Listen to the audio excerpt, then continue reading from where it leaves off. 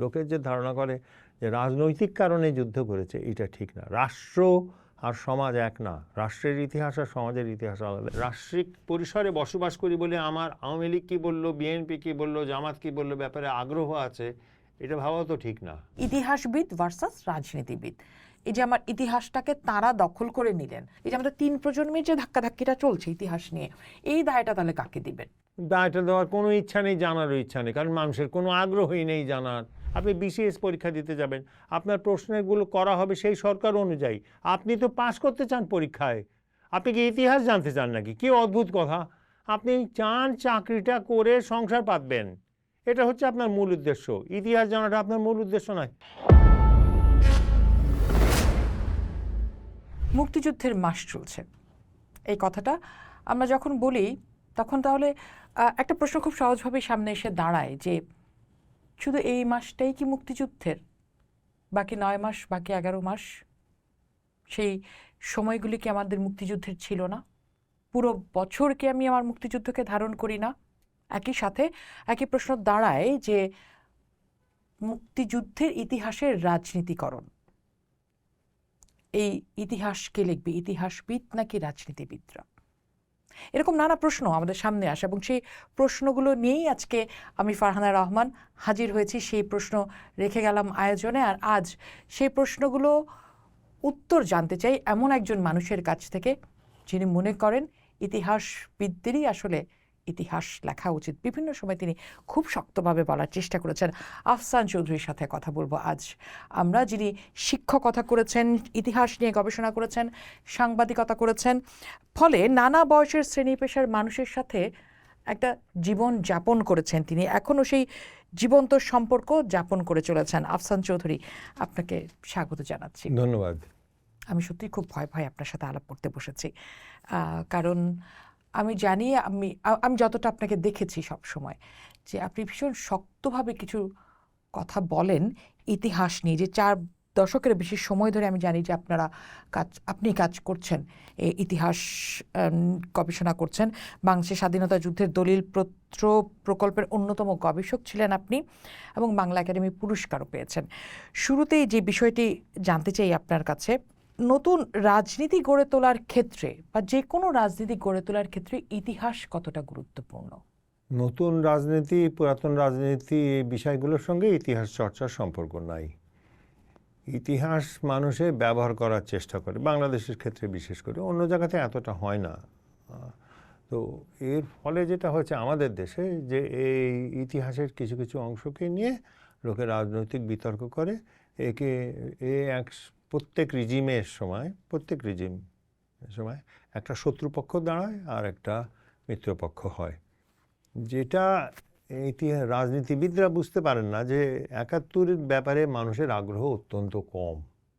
তারা যেটা করেন, তারা সোশ্যাল মিডিয়াতে বলে, বিভিন্ন জায়গায় বলে, এবং তাতে তাদের পক্ষের লোক আছে, যারা বিপক্ষের লোক আছে তারা গালিগালাজ করে বা প্রশংসা করে। এখন ফেসবুক দেখলেই যেটা বোঝা যায়, সোশ্যাল মিডিয়ার চরিত্রই তাই। কিন্তু সামগ্রিকভাবে মানুষের কাছে এটা ইতিহাসের একটা বিষয়, এটা প্রায় ভুলে যাওয়া বিষয়। এবং যারা আছে, আমার বয়স 74 প্রায় হচ্ছে, আমরা দেখেছি, আমরা 18-19 বছর বয়সের মানুষ ছিলাম, কিন্তু আমাদের বয়সী মানুষের সংখ্যা 10-15 ভাগের বেশি না দেশে। তো সে বাকিদের কাছে তো এইটা শুধু ঝগড়াই দেখেছে। আমি যদি আমার স্টুডেন্টদের জিজ্ঞাসা করি, ওরা যদি পড়তে না হতো, ওরা কি এই বিষয়টা চুজ করতো? তো আমাদের রাজনীতিবিদরা ভাবেন যে এইটা বোধহয় খুব জীবন্ত একটা বিষয়, এটা জীবন্ত বিষয় না।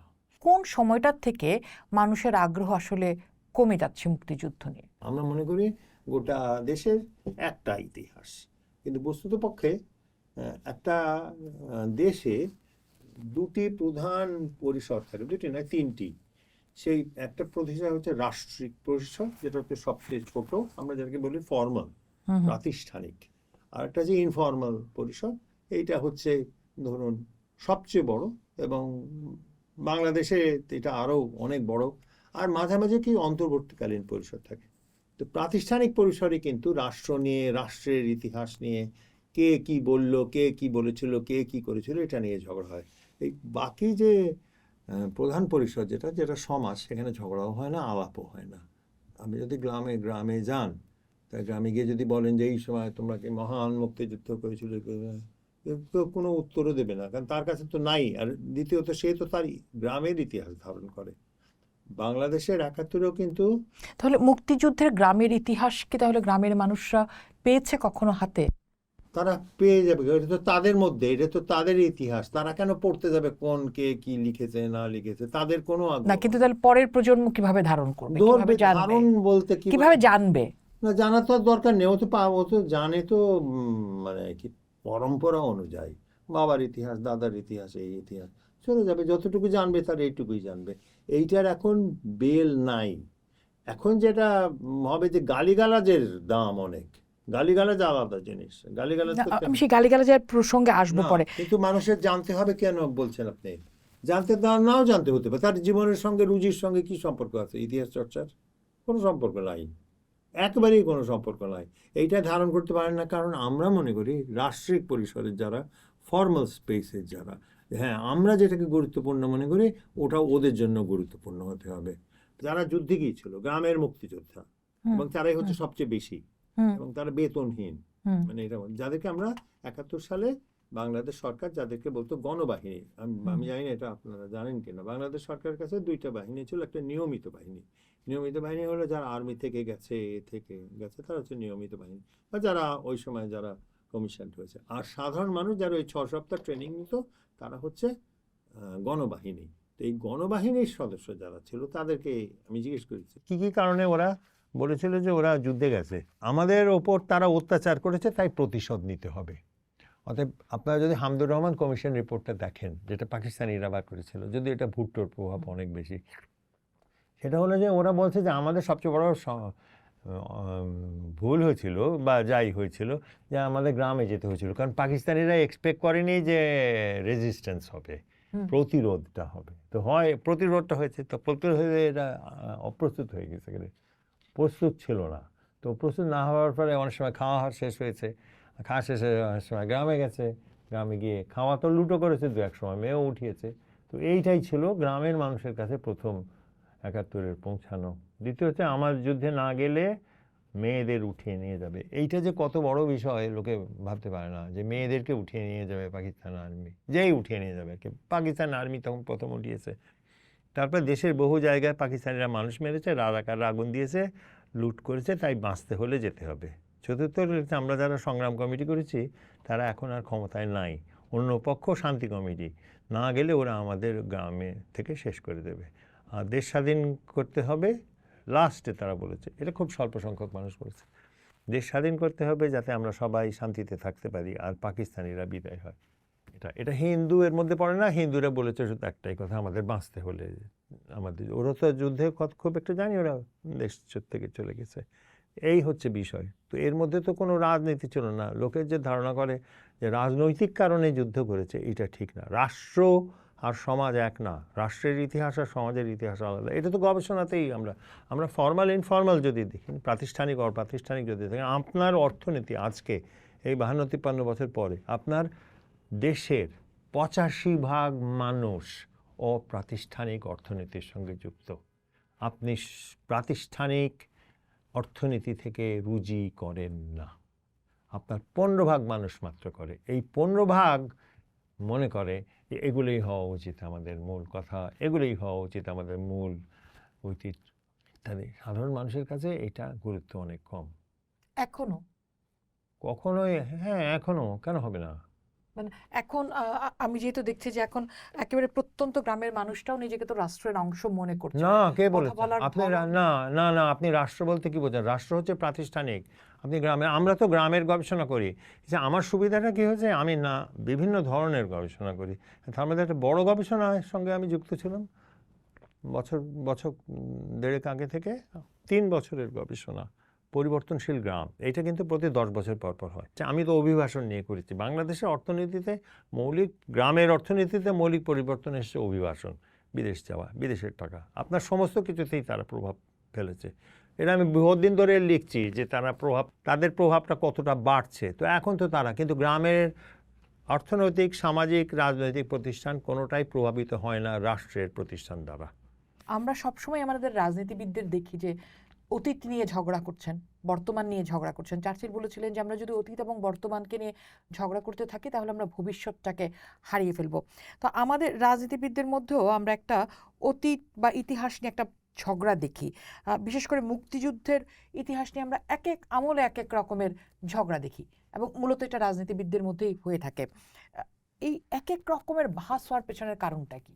না, মানুষের তো এটা তো এখন আপনি এই তো এই মুক্তিযোদ্ধা যারা বা মুক্তিযোদ্ধার যদি একটা পরিষেবা, তাদের ভেতরেও তো নিজস্ব অনেক অভ্যন্তরীণ ঝগড়া আছে, প্রচুর আছে। না, মুক্তিযুদ্ধ নিয়েই ধরেন এক রকমের বিএনপি এক ধরনের বক্তব্য সামনে আনছে, তার এক ধরনের এইটা কেন আনছে বিএনপি জামাত এক ধরনের সামনা? আওয়ামী লীগ আনছে, ঠিক আছে, এটা কেন বলছে? নিজের অবস্থানটা বলছে তার আমি নিজের ইতিহাস নিয়ে মানে হ্যাঁ, তো এটা তো রাজনৈতিকভাবে তো মানুষ, সাধারণ মানুষ যখন ভোট দেয়, সাধারণ মানুষ কি জাতীয় যেসব ডিবেট হয় তার ভিত্তিতে ভোট দেয় না, ও স্থানীয় রাজনীতির ভিত্তিতে ভোট দেয়, ও জাতীয় রাজনীতির ভিত্তিতে ভোট দেয় না।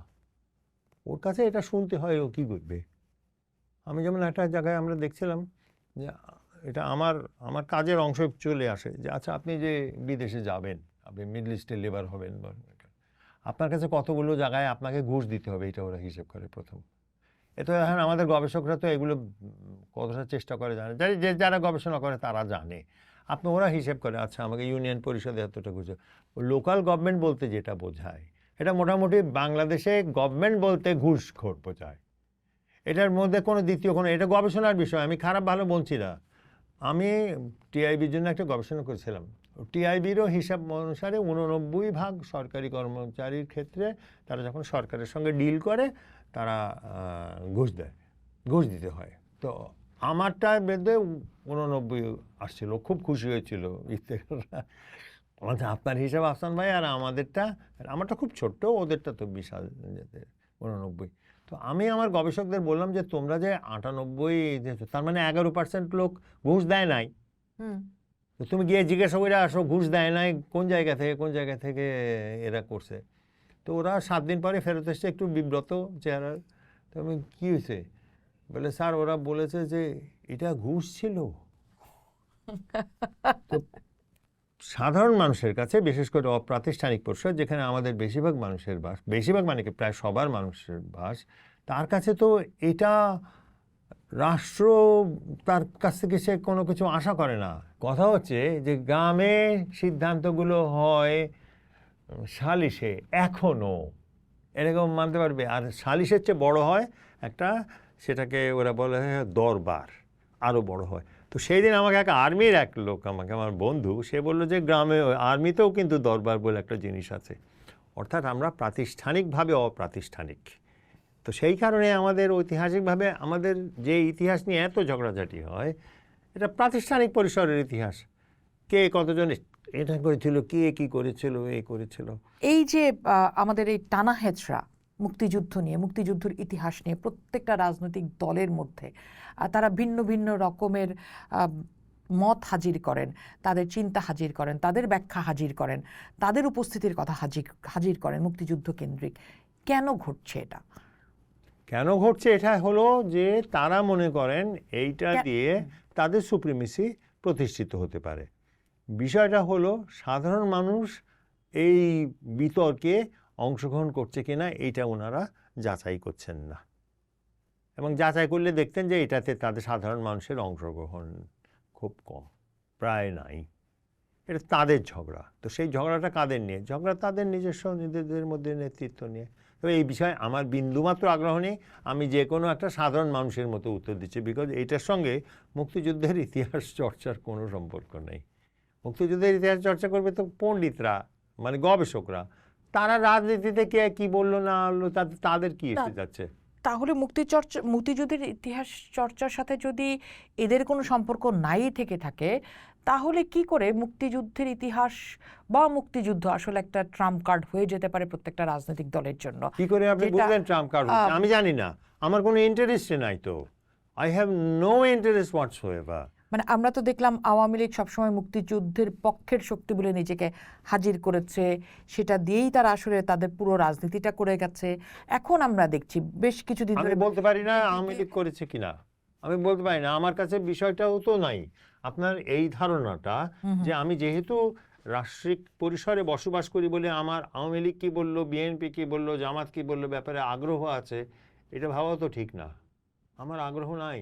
তাহলে ইতিহাসের বয়ানে যে সত্য মিথ্যা দেখতে চাইছে, এই সময় তরুণরাও দেখতে চাচ্ছে, সেটা নিয়ে আপনি কে বলবেন? তরুণরা দেখতে চাইছে না, তরুণরাও যারা পলিটিক্স করে তাদের আগ্রহ আছে, বাকিদের হচ্ছে পরীক্ষা দেব, মার্কস দেব, যদি বিসিএস চাকরি পাই তাহলে হয়ে গেল, আর না হলে আমরা চলে যাব বিদেশে। এই বাস্তবতা স্বীকার করে নেওয়াটা ভালো। তরুণরা এই দেশেই থাকতে চায় না, তার কোনো আগামী আছে, অর্থনৈতিক আগামী আছে। যতগুলো ঝগড়া হয়েছে আপনি দেখেন, সেই যতগুলো গত বছরে তরুণরা যেসব ঝগড়ায় অংশগ্রহণ করেছে সবগুলো তো চাকরি সংক্রান্ত ঝগড়া। এরাই তো মধ্যবিত্তের চরিত্র, শ্রেণী চরিত্র। এবং এটা তো আমাদের যে মধ্যবিত্তের সৃষ্টি হয়েছে কলোনিয়াল যুগে, এবং কলোনিয়াল যুগে মধ্যবিত্তের সৃষ্টির পিছনে হচ্ছে ইংরেজ সরকার। ইংরেজ সরকার প্রথম যখন ক্ষমতায় এসছে, মানে পলাশির যুদ্ধে, পলাশির যুদ্ধটা যারা ছিলেন ওনারা তো বিদেশি ছিলেন, এটা আমরা অনেক সময় মানতে পারি না। সিরাজউদ্দৌলা বাঙালি ছিল না, এটা বাঙালি জাতীয়তাবাদের অংশ না।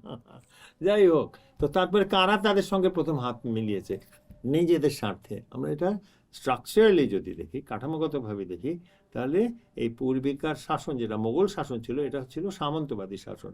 কিন্তু সামন্তবাদী শাসন তো একটা অর্থনৈতিক কাঠামো। সামন্তবাদী শাসনের পতনটা ঘটে গেছে। কাঠামোগতভাবে ক্ষমতায় আছে তারা, কিন্তু অর্থনৈতিকভাবে তাদের হাতে ক্ষমতা ছিল না, ক্ষমতা ছিল ব্যবসায়ী শ্রেণীর হাতে। সেই ব্যবসায়ী শ্রেণীর নেতৃত্ব যারা করেছে তারা তো মোগলদেরকে সামনে মোগলরা ছিল খুব ঘুষখোর, বিখ্যাতভাবে ঘুষখোর। অর্থাৎ ঘুষ খাওয়াটা কিন্তু আপনার একেবারে আদি ঐতিহ্য। আমি জানি না ওই বইটা আপনাদের পড়া আছে কিনা, আপনারা যদি অর্থশাস্ত্র পড়েন কৌটিল্যর, তাহলে দেখবেন যে কৌটিল্য সবচেয়ে বেশি সময় ব্যয় করেছে যে কীভাবে আমলারা ঘুষ খায় আর এই ঘুষ খাওয়াটা কীভাবে সামাল দেওয়ার চেষ্টা করা যায়। মানে জন্মগতভাবে এটা একটা প্রতিষ্ঠান, ক্ষমতা থাকলে আপনি আমরা ওটাকে অর্থনীতিতে পরিণত করবেন। তো মোগলরা ঘুষ খেয়ে ইংরেজদের সমর্থন করেছিল। ওই যে করটা এটা ইংরেজদের সমর্থন হয়েছিল, তার নাম ছিল নিশান ট্যাক্স। ওই নিশান ট্যাক্সে ইংরেজরা খুব সুবিধা পেয়েছিল। ইংরেজরা একাধিক, আমি ক্লাসেও এটা পড়াই, ইংরেজদের কাছে মোগলরা শত্রু ছিল না, মোগলরা 2 পয়সাও দাম দিত না। ওদের ছিল ফ্রেঞ্চরা, ফরাসি ইস্ট ইন্ডিয়া কোম্পানি। এখানে 4টা ইস্ট ইন্ডিয়া কোম্পানি কিন্তু ঝগড়া করেছে। French East India Company, English East India Company, Dutch East India Company আর পর্তুগিজ ইস্ট ইন্ডিয়া কোম্পানি। এর মধ্যে 2টা ছোটোখাটো ছিল, পর্তুগিজ আর ডাচরা ছোটরা হয়ে গেছে ফ্রান্সের সঙ্গে। এই যে ডিলালির কথা বলে, সে তো সিরাজউদ্দৌলার পক্ষ ছিল। এটা বুঝতে পারেন এটা প্রক্সি যুদ্ধ ছিল, ফ্রান্স আর ইংল্যান্ডের প্রক্সি যুদ্ধ। সারা দুনিয়ায় তারা যুদ্ধ করছিল। এটা তো হলো পুঁজিবাদের প্রকাশ। তো এখানে স্থানীয় পুঁজিবাদী যারা ছিল, জগৎ সেতার রায়বল্লভকে আমরা বিশ্বাসঘাতক বলি। মীর জাফর ছিল সামন্তবাদের বিশ্বাসঘাতক, কিন্তু জগৎ সেতার রায়বল্লভ তো সামন্তবাদের চেয়েও আরও অগ্রসর একটা অর্থনৈতিক পরিস্থিতি নিয়ে তারা এগিয়ে আসছে। তারা তো ব্যবসা করতে চায়। আর ইস্ট ইন্ডিয়া কোম্পানি আপনার বাঙালির চেহারা এত সুন্দর না যে আমাদের চেহারা দেখে ভালোবেসে এসে তারা ক্ষমতা, তারা ব্যবসা করতে এসেছে। তাদের ব্যবসায়ীদের সঙ্গে তো যোগাযোগ হবে। রায়বল্লভ আর কি জগৎ শেঠের সঙ্গে হবে না, তো কার সাথে হবে? সামন্তবাদের সঙ্গে হবে না। ওদেরকে ঘুষ দিয়ে কিনে নিয়েছে। এবং এই পলাশি যুদ্ধের পরে এখানে একটা ব্যবস্থা ছিল, নামচারা তাদেরকে ডায়ার্কি বলি আমরা, ডুয়েল সিট রাষ্ট্র। সেখানে রাষ্ট্র চালাবে মোগলরা আর খাজনা আদায় করবে ইংরেজরা। তো এটা তো আর হয় না। এমনিতেই মোগলরা খুব একটা দক্ষ ছিল না এইসব বিষয়। তো তাদের সিস্টেমটা কোল্যাপস করলে কোল্যাপসে সাধারণ মানুষ খুব ক্ষতিগ্রস্ত হলো। যারা এই যে ব্যবসা করতে শুরু করলো, নতুন যে ব্যবসায়ী শ্রেণী শুরু হলো, এই ব্যবসায়ী শ্রেণী কলকাতা কেন্দ্রিক, কলকাতায় ছিল কেন্দ্রস্থল। এই যে মধ্যবিত্ত শ্রেণী ছিল, সেই মধ্যবিত্ত শ্রেণী প্রচুর পয়সা করলো, মার্কেন্টাইল ক্যাপিটালিস্টরা গিয়ে। তারা যখন ইংরেজরা দেখলো যে এইখান থেকে বেশি খাজনা পাওয়া যাচ্ছে না, খামাখা অনেক টাকা খরচ হয়, এই তারা পুরান জমিদারি ব্যবস্থাটাকে নতুন করে ব্যবস্থা করে 1793 চিরস্থায়ী বন্দোবস্ত করলো। তো সেই চিরস্থায়ী বন্দোবস্তের অর্ধেক জমিদারি কিনলো নতুন ব্যবসায়ীরা, যেগুলো হচ্ছে ইনকম্পিটেন্ট। বাঙালিরা কিন্তু বেশ ইনকম্পিটেন্ট। আমি পৃথিবীর বহু জায়গায় দেখেছি বাঙালিরা পরিশ্রম করতে চায় না, বাঙালিরা বুদ্ধি খাটাতে চায় নিজের স্বার্থে, কিন্তু একটা প্রতিষ্ঠান চালাবার মতো ক্ষমতা তাদের কম, দক্ষতা কম দক্ষ, এইসব বিষয়ে দক্ষ। তো তারা তো ক্ষমতা তৈরি করতে পারতো না। মধ্যবিত্ত শ্রেণী কিন্তু তৈরি হলো ওই কলকাতার ব্যবসায়ী শ্রেণী থেকে, হিন্দু মধ্যবিত্ত শ্রেণী। এটা মুসলমান মধ্যবিত্ত শ্রেণী করে যাবে, মুসলমান মধ্যবিত্ত শ্রেণী ছিল না, কারণ শিক্ষিত মুসলমান তো হয় তুর্ক আফগান আর না হলে কেউ না, আর বাঙালি তো হাইল্লা, বাঙালি তো চাষ করে।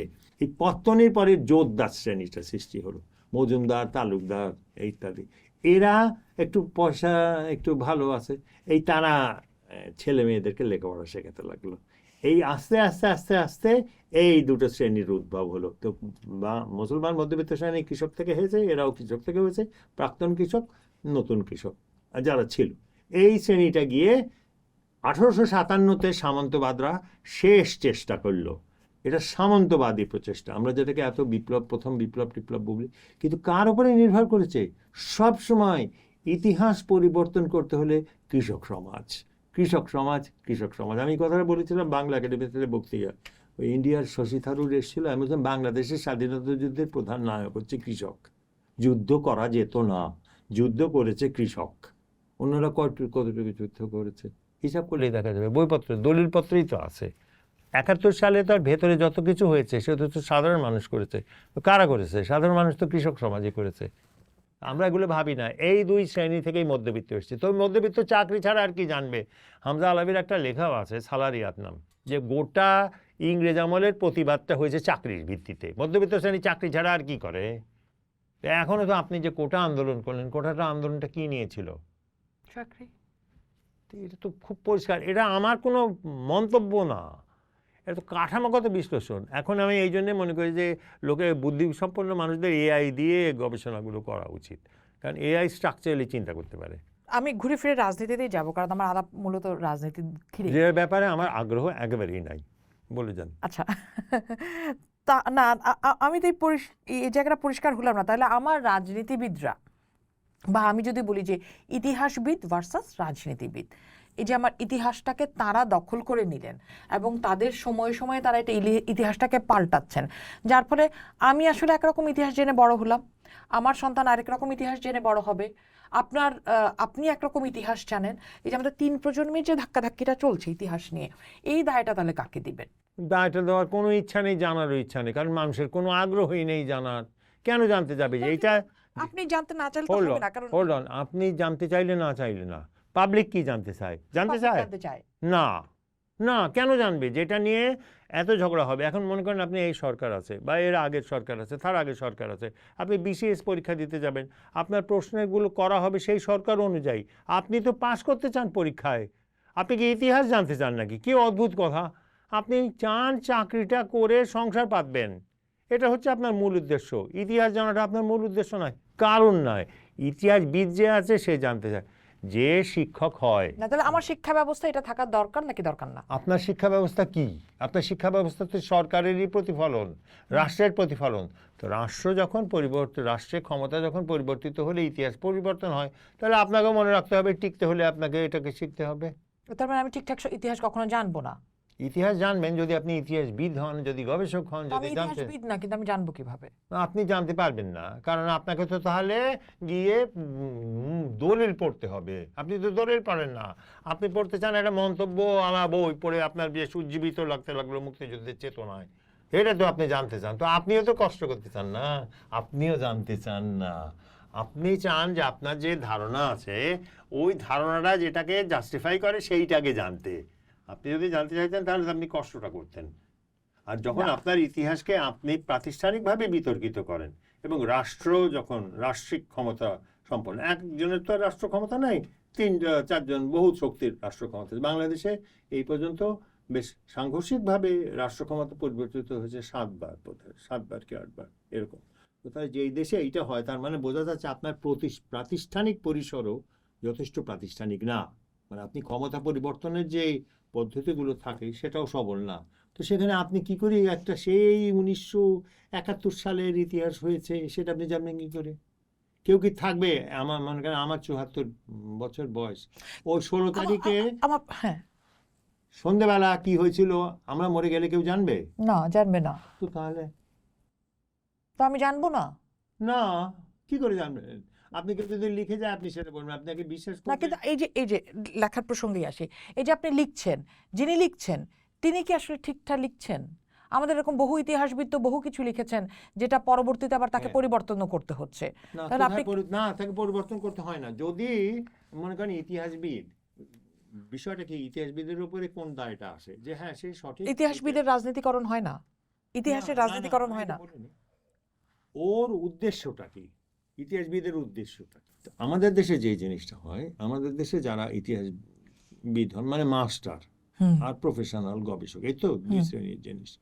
মাস্টার আর প্রফেশনাল গবেষক ও তো চাকরিতে উন্নতির জন্য ইতিহাস চর্চা করে বা অবস্থা উন্নতির জন্য ইতিহাস চর্চা করে।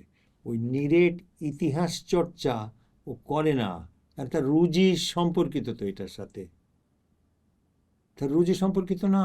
সে যদি বিপথে, আজকে মনে করেন একটা সরকার আছে, সেই সরকার বিরোধী যে আছে, ও ঢাকা ইউনিভার্সিটিতে আমি শুনেছি যে কিছু মাস্টারকে নাকি এখনো পড়াতে দেয় না, না কি হবে জানি, কি আমি জানি না, আমি খবর রাখি না। তো তাহলে দেখা যাচ্ছে যে এইগুলাতেও তার রুজির বিপদ হতে পারে। তো কেন ওকে বোকা নাকি যে রুজির বিপদের সে ডেকে আনবে? সে চুপ থাকবে, নীরব থাকবে যে আমি রুজির বিপদ ডাকবো না। রুজিটা যে প্রধান, এটা কেন আমরা ধরতে পারি না? আর যে ভাবে যে আচ্ছা রুজির বাইরে গিয়ে আমি গবেষণা করবো, সে স্বাধীন, কারণ তার সঙ্গে রুজির কোনো সম্পর্ক নেই। তুমি আমার কি করবা, আমি যেটা লিখবো সে আমি তোমার চাকরি করি না। তো সেটা কয়জন আছে? খুব কম, খুব কম। তাহলে আপনাকে তো চিন্তা করতে হবে, সরকারের পয়সা আমি নেব না আমার গবেষণায়, আমি রাজনৈতিক কোনো ধারণাকে সবল করার জন্য লিখবো না, আমি কোনো প্রমোশনের জন্য লেখা জমা দেব না। সেটা না করলে আপনি তো ওর মধ্যেই পড়ে যাবেন না। আওয়ামী লীগ আমলে আপনি চাকরি চান না, এ চান না, আপনাকে যদি কেউ বলে যে আওয়ামী লীগ আমলে শুনে অনেক পয়সাপাতির লোকে বানিয়েছে, একটা কমিটিও করেছিল এই সরকার, আমাকে কমিটির সদস্য হতে বলেছিল, তো আমি বলেছিলাম যে না, আমি সরকারের সঙ্গে কোনো কিছু করি না, আমি সরকার থেকে খুব দূরে থাকি। তো তখন তো আমি শুনলাম যে অনেক লক্ষ লক্ষ কোটি কোটি টাকার কথা বলছে। আমি জানি না, আমার জানার কোনো আগ্রহ নাই, আমি আমার কাজ করে দিতে চাই। কিন্তু আমি তো রুজির জন্যে গবেষণা করি না, এটা আমি বেঁচে গেছি না। সেটা আপনি মানছিলেন, খুব ভালো কথা, আফসান চৌধুরী বেঁচে গেলেন। কিন্তু আমি ফারহানা রহমান, আমি আমি অনেকখানি ইতিহাসটা জানতে চাই ঠিকঠাক, আমার জন্য, আমার সন্তানের জন্য। আমি ওই যে নেতা ভিত্তিক ইতিহাস জানতে চাই না।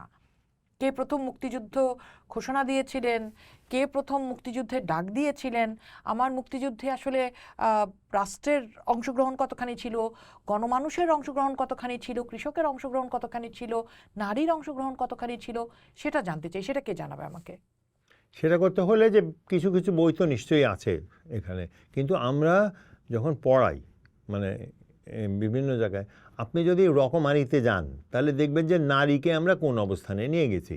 আমরা নারীকে মানে আমরা মুক্তিযুদ্ধে ইতিহাসের যে, আমি আপনাকে এখানে একটু থামাই, এটা কি রাষ্ট্রের দায়িত্ব না? আপনি তো রাষ্ট্রকে ভালো মনে করছেন, আমি তো রাষ্ট্রকে ভালো মনে করছি না। আপনি তো প্রতিষ্ঠান হিসেবে সব কিছু বলছেন, হে রাষ্ট্র আমাকে দাও। আমি তো বলছি যে রাষ্ট্র আমার থেকে দূরে থাকো। তফাৎটা বুঝেছেন?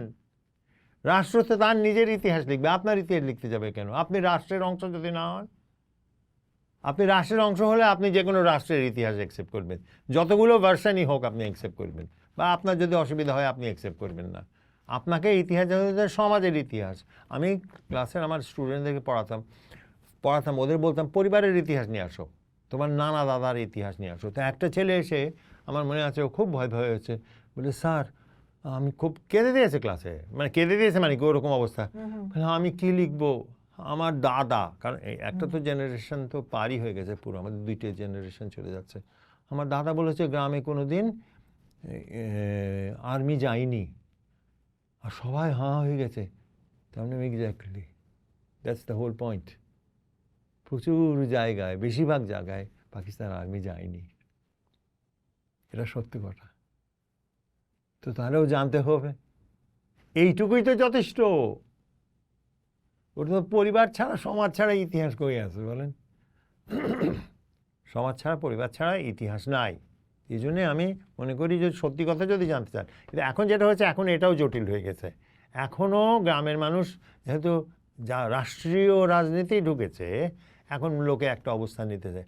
গ্রামের মানুষ তো এত বোকা না যে এমন কিছু বলে তারা বিপদে ফেলবে, তাদের নিজেদেরকে অসুবিধা করবে, তাই তারা বুঝে শুনেও একটু কথা বলে। তো আমরা শ্রেষ্ঠ সময়টা পার করে দিয়েছি, তথ্যগুলো সংগ্রহ করে ফেলেছি। আমার ওই মতামত দেওয়ার ইতিহাস লেখার কোনো আগ্রহ নেই, আমি তথ্য সংগ্রাহক, আমি তথ্য। আপনি বেঁচে গেলেন, আপনি তথ্য সংগ্রাহক, হ্যাঁ, আমি তো তথ্য আপনারা সংগ্রাহক বাঁচবেন না। না। না, আপনার না, আমি আমি আমার বাচ্চাকে ধরেন জানাতে চাই আমার দেশের মুক্তিযুদ্ধের ঠিকঠাক ইতিহাস। এখন আমার বাচ্চাটি এই মুহূর্তে যে যুগটি চলছে সেই জায়গায় এরা আসলে পড়াশোনা কম করতে চায়। সে মনে করে যে এটা আসলে আমি আমার স্কুলেই পড়বো। স্কুলের বইতে আসলে ঠিকঠাক কিছু নেই। আমি আওয়ামী লীগ আমলে পড়েছি, সবকিছুই আওয়ামী, হ্যাঁ সবকিছু আওয়ামী লীগ। বিএনপি এখন তার মতো করে সাজাচ্ছে। আমি জানি এরপরে যদি আবার কেউ আসে, যেমন জামাত ইসলামও বলছে যে তারা মুক্তিযুদ্ধের আসল দল, তো আমি জানি না ভবিষ্যৎ কি হবে। আমি কিভাবে আমার সন্তানটিকে ঠিকঠাক জানাবো বলেন? জানাতে পারবেন না। তার মানে আপনারা ফেল করেছেন। আমরা ফেল করেছেন বলে কোনো লাভ হচ্ছে না। আমি ফেল করেছি বা করেছি না, আপনি তো সারাক্ষণ যাচ্ছেন রাষ্ট্রের কাছে। আপনি তো, আপনার সাহস আছে এটা স্বীকার করার যে আপনার রাষ্ট্র, আপনি রাষ্ট্রের অংশ না। আর রাষ্ট্র এমন একটা বাস্তবতা যেটা এই রকমই ব্যবহার করে, সেটা সাহস আছে আপনার বলার? না। দেখেছেন সমস্যাটা কোন জায়গায়? ইতিহাস তো সমাজের, ৭১-এর ইতিহাস সমাজের ইতিহাস, রাষ্ট্রের না। রাষ্ট্রের অংশ, রাষ্ট্র আর সমাজ আলাদা। আমি একটু বলে নিই যে আপনার রাষ্ট্রের ইতিহাস, বাংলাদেশ যেটা আজকের ৭১ বাংলাদেশ, এইটার ইতিহাসের জার্নি শুরু হয়েছে ১৯৪০ সালে লাহোর প্রস্তাব।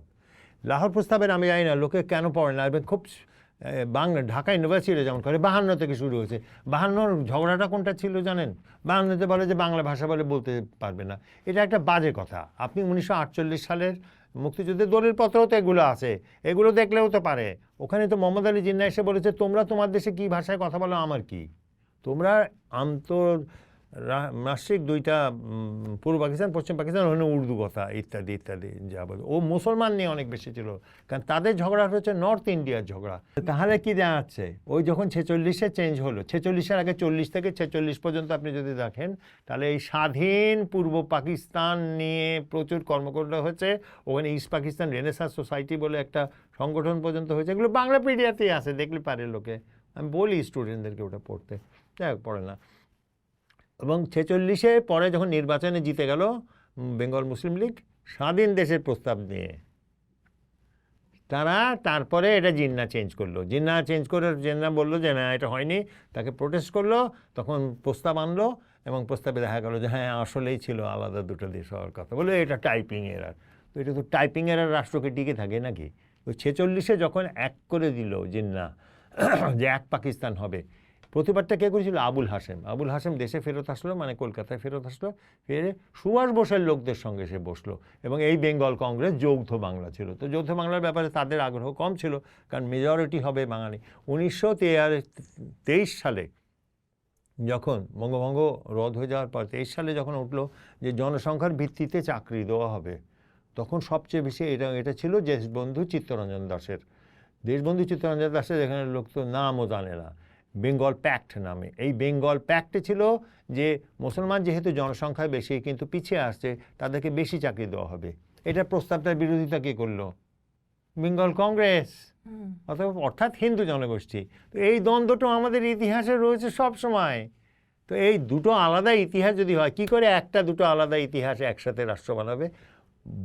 পূর্ববঙ্গের ইতিহাসের সঙ্গে নর্থ ইন্ডিয়া যেটা এখন পাকিস্তান, তাদের ইতিহাস আলাদা। আমরা কি করে একটা রাষ্ট্র হব? এবং তার ফলে ১৯৪৬ সালে যৌথ বাংলা যখন হলো, মোহাম্মদ আলী জিন্নাহ হলো নেহেরুকে আটকাও, ওর সঙ্গে এই অঞ্চলের সম্পর্ক খুবই দুর্বল। নেহেরুকে আটকাবার জন্য সে সমর্থন করেছে আমার ধারণা ৪৭-এ তখন। এবং এই প্রস্তাবটা কে করেছিল যে এক পাকিস্তান হবে? হোসেন শহীদ সরওয়ার্দী, কারণ জিন্নাহর আদেশে। এই জিন্নাহর আদেশেই সেই যৌথ বাংলা আন্দোলনে সে যুক্ত হলো, কিন্তু এর প্রধান নেতা হচ্ছে আবুল হাশেম, এ বদরুদ্দীন ওমরের বাবা। এই ৪৭-এ গিয়ে ওটা যখন বঙ্গীয় কংগ্রেস প্রস্তাব দিল যে যৌথ বাংলা নয়, আমরা বঙ্গভঙ্গ চাই, এটা আপনি যেমন ভুল করলেন না, আমার ক্লাসের প্রতিটা ছেলে মেয়ে ভুল করে। কারণ আপনি সাইকোলজিক্যালি ধরে নিয়েছেন জিন্নাহ খারাপ, জিন্নাহ পচা, ও নিশ্চয়ই এইসব হিন্দু মুসলমান করেছে, হিন্দু মুসলমান রাজি। হিন্দু মুসলমান তো একটা বাস্তবতা, এটা মেনে নিলেই তো হয়। আচ্ছা যাই হোক, তারপরে যখন শুরু হলো ওই সময় আবুল হাশেমের কিছু লোক তারা মিলে যে এই জিনিসটা করলেন, যেটা হচ্ছে বা স্বাধীন দেশ করার প্রথম সংগঠন, ওটার নাম হচ্ছে ইনার গ্রুপ। এর নেতার নাম হচ্ছে মোয়াজ্জেম আহমেদ চৌধুরী, সিলেটের লোক, খুব সম্ভ্রান্ত পরিবার। ওই সিলেটে তো একটাই পরিবার, মনে সবাই মোস্তফা আলীর মোস্তফা আলীর ওই পরিবারের লোক। তারা গোপনে করলেন এবং তারা আন্দোলন শুরু করলেন, এবং আমি তার সাক্ষাৎকারও আছে। এবং আমার মনে আছে আমি যে তারা কি করেছে না করেছে, তারা কি মডেল করেছিল, তারা মডেল করেছিল সুভাষ বোসের মতো বাইরে থেকে এসে এই পূর্ব পাকিস্তান দখল করে নেবে। তো এই ইতিহাসটা না জানা থাকলে, আমার একটা বই আছে ধারাবাহিকতার ইতিহাস, আমরা ধারাবাহিকভাবে রাষ্ট্রের একটা ইতিহাস, কিন্তু আপনি যদি সমাজের ইতিহাস যান, গ্রামের ইতিহাস যান, সাধারণ মানুষের ইতিহাস যান, আপনাকে যেতে হবে তো ফকির সন্ন্যাসী আন্দোলনে। ইতিহাস এক শ্রেণী দিয়ে হয় না, ইতিহাস দুইটা শ্রেণী যৌথভাবে হয়। 47 কেন, 71ও তাই। 71-এ যুদ্ধ করতে যাওয়া সম্ভব ছিল গ্রামের মানুষ ছাড়া? কয় হাজার গ্রামের মানুষ যুদ্ধ করেছে আর কয় হাজার সৈন্য যুদ্ধ করেছে, হিসাব করলেই তো বের হয়ে যাবে। আপনি যে 40,000 মনে করেন, ইন্ডিয়ান গভর্নমেন্ট আমাকে একবার বলেছিল ওরা 40,000-এর মতো হিসাব আছে ওদের। আমাদের এখানে কত হয়েছে আমি জানি না, এখন 1 লাখ না 2 লাখ হয়েছে আমি জানি না, মুক্তিযুদ্ধের হিসাব, ট্রেনিং প্রাপ্ত মুক্তিযুদ্ধ। এরা কে শহরের মানুষ, এত গ্রামের মানুষ যুদ্ধ করেছে, স্যাক্রিফাইস করেছে, মরেছে, যাই বলেন আপনি, আপনি তারে পাত্তা দিচ্ছেন কোথায়? আপনি ঝগড়া করেন হলো নেতাদের নিয়ে, কারণ আপনি রাষ্ট্র, আপনি মনে করেন শ্রেষ্ঠ, আপনি মনে করেন ওরাই সিদ্ধান্ত নেবে কি হয়েছিল। কিন্তু এই রাষ্ট্রই তো আবার সেই মানুষের কাছেই ফিরে যায় না, কোথায় ফিরে যায়? ও সুযোগ মানুষকে ব্যবহার করে। হ্যাঁ, তো সে তো তার নিজে ব্যবহার করে, যে ব্যবহার করার একটা প্রক্রিয়া তো আসলে তার রাজনীতি, তার ভোট, তার নির্বাচন, তার মানুষকে তো আসলে বোঝাতে চায় যে সে যা ভাবে, সে যা ঠিক করে, সেটা সে ওই মানুষকে বোঝাতে চায়। তাহলে সে তো আবার সেখানে ফিরে যায়। তাহলে কেন রাষ্ট্র এই ভূমিকা নেয় না যে তাকে ঠিকঠাক জানাতে হবে? কেন ভূমিকা তার না জানিয়ে তো চলছে যখন, সে কেন নেবে? আর ও ভাবছে কি করে যে পাবলিক যে তার কি বিশ্বাস করে, এটা কেন ভাবা হচ্ছে? পাবলিক বলে আসেন, কথা বলেন, কি করব? আমরা নিজেদেরকে অনেক বেশি ইম্পর্টেন্ট মনে করি, আমরা এতটা ইম্পর্টেন্ট না। আচ্ছা, যারা আমরা ইম্পর্টেন্ট মনে করি এবং মনে করি যে মুক্তিযুদ্ধের ইতিহাসটা আমরা ঠিকঠাক মতো লিখতে চাই, তারাই কেন এই গ্রামীণ জনপদের মানুষ বা গ্রামীণ গণমানুষের যে যুদ্ধ ছিল সেটা সেইভাবে লিপিবদ্ধ করলেন না? আপনি কেন নারীর ভূমিকা নিয়ে করতে চান না? আপনাকে ভাগ একই সাথে আমি এটাও করতে চাই না, কেন আপনি ভাগ দেবেন কেন? ভাগ দেবেন কেন? না, আমি একটার পর একটাতে আসতে চাচ্ছিলাম। ওটাই তো হলো খুব সহজ সরল কথা ভাই। আপনি ক্রেডিটটা একা নিতে চান, রাষ্ট্র ক্রেডিটটা একা নিতে চায়, সোজা কথা। মানে আমি 15 খণ্ড আমরা যেটা করেছি, আমরা একটা প্রকল্প করেছি, এইটা আমি নর্থ সাউথ ইউনিভার্সিটিকে আমাদের সমস্ত দলিল দিয়ে দিলাম। এখন আমার যাওয়ার সময় হয়েছে, অতএব আমি খারিজ করছি সব যত কাজ। তো ওখানে আমরা তো 2300 গ্রামের জরিপ করেছি, গ্রামের মানুষ কী করেছে 71-এ। বার করতে পারবে ওটার সঙ্গে কোনো ওই কাজটার কথা বলছেন, আর কেউ করেও নি বোধহয়, আগ্রহ হয়নি। তার মানে আমার ইতিহাস নিয়ে এক ধরনের জুয়া খেলা সবসময় হচ্ছে। না, জুয়া খেলা না, ইতিহাস নিয়ে আমরা যেটাকে ধারণা করছি, না আমি এইভাবে বলি, ইতিহাস নিয়ে আমরা যেটাকে মনে করছি, ইতিহাসটাকে মহান করতে হবে, ইতিহাসটাকে আমার পক্ষে রাখতে হবে, ইতিহাসটাকে সেই কথাই বলতে হবে যেটা মানুষ শুনতে চায়। তো সেই নির্মাণ করছি আমরা, নতুন নির্মাণ করছি, যেটা তথ্যভিত্তিক না। তথ্যভিত্তিক ইতিহাস ধারণ করার ক্ষমতা আছে কিনা বাংলাদেশের মানুষের, এটাও নিয়েও প্রশ্ন করা যেতে পারে। তাহলে আমরা আগে দেখেছি যে মানে ইতিহাস বিকৃতি, দলীয়করণের ঘটনা ঘটেছে, জুলাই অভ্যুত্থানের পরে আমরা দেখছি যে এখন মুক্তিযুদ্ধের ইতিহাসটা আরেক ধরনের পাল্টে দেওয়ার চেষ্টা হচ্ছে। যেমন বলা হচ্ছে যে স্বাধীনতার ঘোষণাপত্র ভারত ড্রাফট করে দিয়েছে, এই বক্তব্য পাওয়া যাচ্ছে। আমরা দেখতে পাচ্ছি যে বঙ্গবন্ধু শেখ মুজিবুর রহমানকে বলা হচ্ছে যে তিনি একজন বিশ্বাসঘাতক ছিলেন, যেটা আমরা পাকিস্তানকেও বলতে দেখেছি যে বঙ্গবন্ধু বিশ্বাসঘাতক ছিলেন। এইটা তাহলে মানে এখন তাহলে আমার এই ইতিহাসের লেখার দায়িত্ব কে নেবে, কারা নেবে? কারণ আপনি তো শুরু থেকেই বলছিলেন যে আমি ঠিকঠাক জানি না বলেই তো আমি ঠিকঠাক বলতে পারি না। তাহলে এই যে নতুন প্রজন্মের কাছে একটা বয়ান তৈরি হচ্ছে এবং তারা সেটাকে সেভাবে ছড়িয়ে দেওয়ার চেষ্টা করছে, এটা আটকাবে কে? কিভাবে আটকাবো আমি? কারণ আমি আটকাবো, আমার কোনো কিচ্ছু আটকাবো না, যে যা খুশি বলবে, তাতে কি এসে যাচ্ছে? বিন্দু মাত্র এসে যাচ্ছে না। বিন্দু মাত্র কিছু এসে যাচ্ছে না। এ তো সবসময় বলেছে মানুষের তো কোনো তাহলে আমি এই ধারণা নিয়ে বড় হব, বাড়বো। আপনি এই ধরেন যদি এই সরকার চলে যাওয়ার পরে আরেকটা সরকার আসে, তারা এটা আরেকটা বলবে, আবার আরেকটা সরকার যদি আসে তারপর আরেকটা বলবে, আরেকটা সরকার আসে তারা একটা বলবে। কার কে এসে যাচ্ছে? এখন নিজের কাজটা করাটাই তো অনেক বেশি গুরুত্বপূর্ণ, ওই কাজটাই তো মানুষ করতে চায় না। না ধরেন আমি যদি একটু কোট করি এখান থেকে একটা লেখা, যেমন ডাচ লেখক এবং গবেষক উইলেন ভ্যান শ্যান্ডেল, নিশ্চয়ই আপনি তার লেখা পড়েছেন। হ্যাঁ, আমার দোস্ত।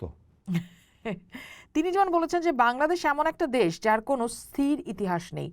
এক একটি সরকার পরিবর্তনের সঙ্গে সঙ্গে স্কুল কলেজে তাদের নতুন নতুন ইতিহাস তৈরি হয়। ফলে এভাবে নিজের দেশের ইতিহাস বিষয়ে অস্থিতিশীলতা এবং বিভ্রান্তি নিয়ে যে তরুণ প্রজন্ম বেড়ে উঠছে, তা বাংলাদেশের ভবিষ্যৎ রাজনৈতিক প্রক্রিয়ার জন্য একটা টাইম বোমা। ভ্যান স্যান্ডেল তো হলো, ভ্যান স্যান্ডেলের সম্পর্কে তো আপনার পরিচয় নাই। ভ্যান স্যান্ডেল নানা ধরনের ইতিহাস করে, বিশেষ করে ওই যেটা চট্টগ্রামের আদিবাসীদের উপরে সে অনেকগুলো কাজ করেছে। কথা হলো আপনি একটা বিবিধ জাতি গোষ্ঠীর মানুষ, আপনার নানা ধরনের ইতিহাস, আপনার পরিসরগুলো একাধিক, রাষ্ট্রিক পরিসর আছে, সামাজিক পরিসর আছে, আপনার এই বিভিন্ন ইতিহাস থাকতে পারে। ভ্যান স্যান্ডেল মনে করছে সবাই এক মিলে, এটা খুব ওয়েস্টার্ন ধারণা যে একটা ইতিহাস থাকবে। আর আমার দেশের রাষ্ট্র তো দুর্বল, ভ্যান স্যান্ডেল তো এইটাই ধারণাটা ভ্যান স্যান্ডেলের কম, যে রাষ্ট্র দুর্বল। ভ্যান স্যান্ডেল যেই দেশের মানুষ, সেই দেশের রাষ্ট্র তো অত্যন্ত সবল। আমি পৃথিবীর 16টা দেশে থেকেছি, তার মধ্যে 16টা দেশের মধ্যে 12টা মানে আমি কি মানে উন্নত কিসিমের দেশ বলতে কোনটা বলে, উন্নত কানাডা, ইউরোপ, ইউএসএ, আর বাকি থাকে না। এই তো থেকে এই তিনটা দীর্ঘদিন থেকেছি আমি আফ্রিকায় থেকেছি, আমি সাউথ আমেরিকায় থেকেছি, আমি সাউথ এশিয়ায় দেখেছি, বিভিন্ন দেশের বিভিন্ন অবস্থা। যেই দেশের রাষ্ট্র সবল, যেগুলো হলো পশ্চিমা দেশগুলো, সেখানে ইতিহাস নিয়ে বিভ্রান্ত নাই, কারণ আমাদের তো গবেষণার বিষয়। এত গবেষণার বিষয় না, এত রাজনীতির বিষয়। রাজনীতি ভ্যান স্যান্ডেলের দুঃখ তো হচ্ছে যে এখানে এক ইতিহাস নাই কেন। তো এক ইতিহাস থাকবে কি করে? এটা বিবিধ একটা, কি বলবো, শুধু জনগোষ্ঠী নয়, বিবিধ একটা প্রতিষ্ঠান ভিত্তিক দেশ। আর দেশ, রাষ্ট্র, সমাজ, এই তিনটের মধ্যে আমরা ব্যবধান করি না, বুঝতেও পারি না। ফর্মাল ইনফর্মাল বুঝি না। আমাদের এই ফর্মাল ইনফর্মাল বোঝাতে গেলে আমার সবচেয়ে কষ্ট হয়। আমি যেহেতু ইনফর্মাল নিয়ে আর ফর্মালের কম্প্যারিজনটা সবচেয়ে বেশি করি আমাদের গবেষণায়। আমাদের দেশের অর্থনীতি সবচেয়ে বেশি আসে বিদেশের টাকা থেকে। এই দেশে প্রায় 25 থেকে, আমি গত সরকারের মন্ত্রী বলেছিল যে প্রায় 25 মিলিয়ন মানুষ অভিবাসী। তো 25 মিলিয়ন মানুষ যদি অভিবাসী হয়, তার মানে তার পরিবারে আছে অ্যাভারেজে 5 জন লোক। কতজন হয়? 125 মিলিয়ন। তো তার 125 মিলিয়ন লোক আমার দেশের অর্থনীতির উপরে নির্ভর করে না। এবার ভাবতে পেরেছেন আপনার এই 200 মিলিয়ন দেশে, এই পৃথিবীর কোনো দেশের এই অবস্থা আছে? এই বাস্তবতাকে আপনি বুঝতে পারেন যে আমার দেশের রাষ্ট্রর ভূমিকা, অবস্থানটা কি, এইটা বোঝা যায়। তো সেই গবেষণাটা না করে খামাখা কে কি বললো ওইটার পিছনে কে দৌড়াতে যাবে? আমার কোনো আগ্রহ তো নাই। এটা কোনো ভূমিকা পালন করবে না, করতে পারছে না। আপনি চিন্তা করেন, এই দেশে যদি সবাই, যদি অভিবাসীরা দেশে ফেরত যেত, আপনার রাষ্ট্রের ক্ষমতা ছিল এদের সবাইকে সমান সমান সুবিধা দেওয়ার, সেটা স্যানিটারি টয়লেট হোক বা কী বলে বয়স্ক ভাতা হোক, ছিল না। আমি বিবিসির জন্য যখন একটা সিরিজ করলাম, আমি আবিষ্কার করলাম যে বয়স্কদের ওপরে তো এখনও তো খুব একটা কেউ খরচ করে না। সবচেয়ে বেশি বয়স্করা কোন জায়গায় গিয়ে স্থান পায়? গরিব বয়স্করা, মাজারে। বুঝতে পারছেন? এবার আপনার সমাজের এই হচ্ছে চরিত্র। জিল্লুর ভাইয়েরও তো আছে যে পুলিশ যদি একবার দেখা হয়, তো তাহলে পুলিশের কাছে না যাওয়াটাই হয়ে যায় একটা বড় প্রায়োরিটি। কোনো একটা বিপদে পড়লে মানুষ তো পুলিশের কাছে যেতেও ভয় পায়, তাকে তো পয়সা দিতে হবে, এই করতে হবে। যেখানেই যান আপনি, একটা ফাইল নিয়ে যদি সরকারের কাছে যান, পারবেন আপনি? ইনফর্মাল সোসাইটি যে জিনিসটা হয়, কেন ইনফর্মাল সোসাইটি ফর্মাল হয় না? কারণ সে নেগোসিয়েশন করে যে আমি ওইখানে গেলে আমার কত টাকা খরচ হবে, এখানে গেলে কত টাকা, কত যেটা ঝামেলা হবে। ওখানে গিয়ে তো তার ঝামেলা অনেক, তার কী দরকার আছে ভাই?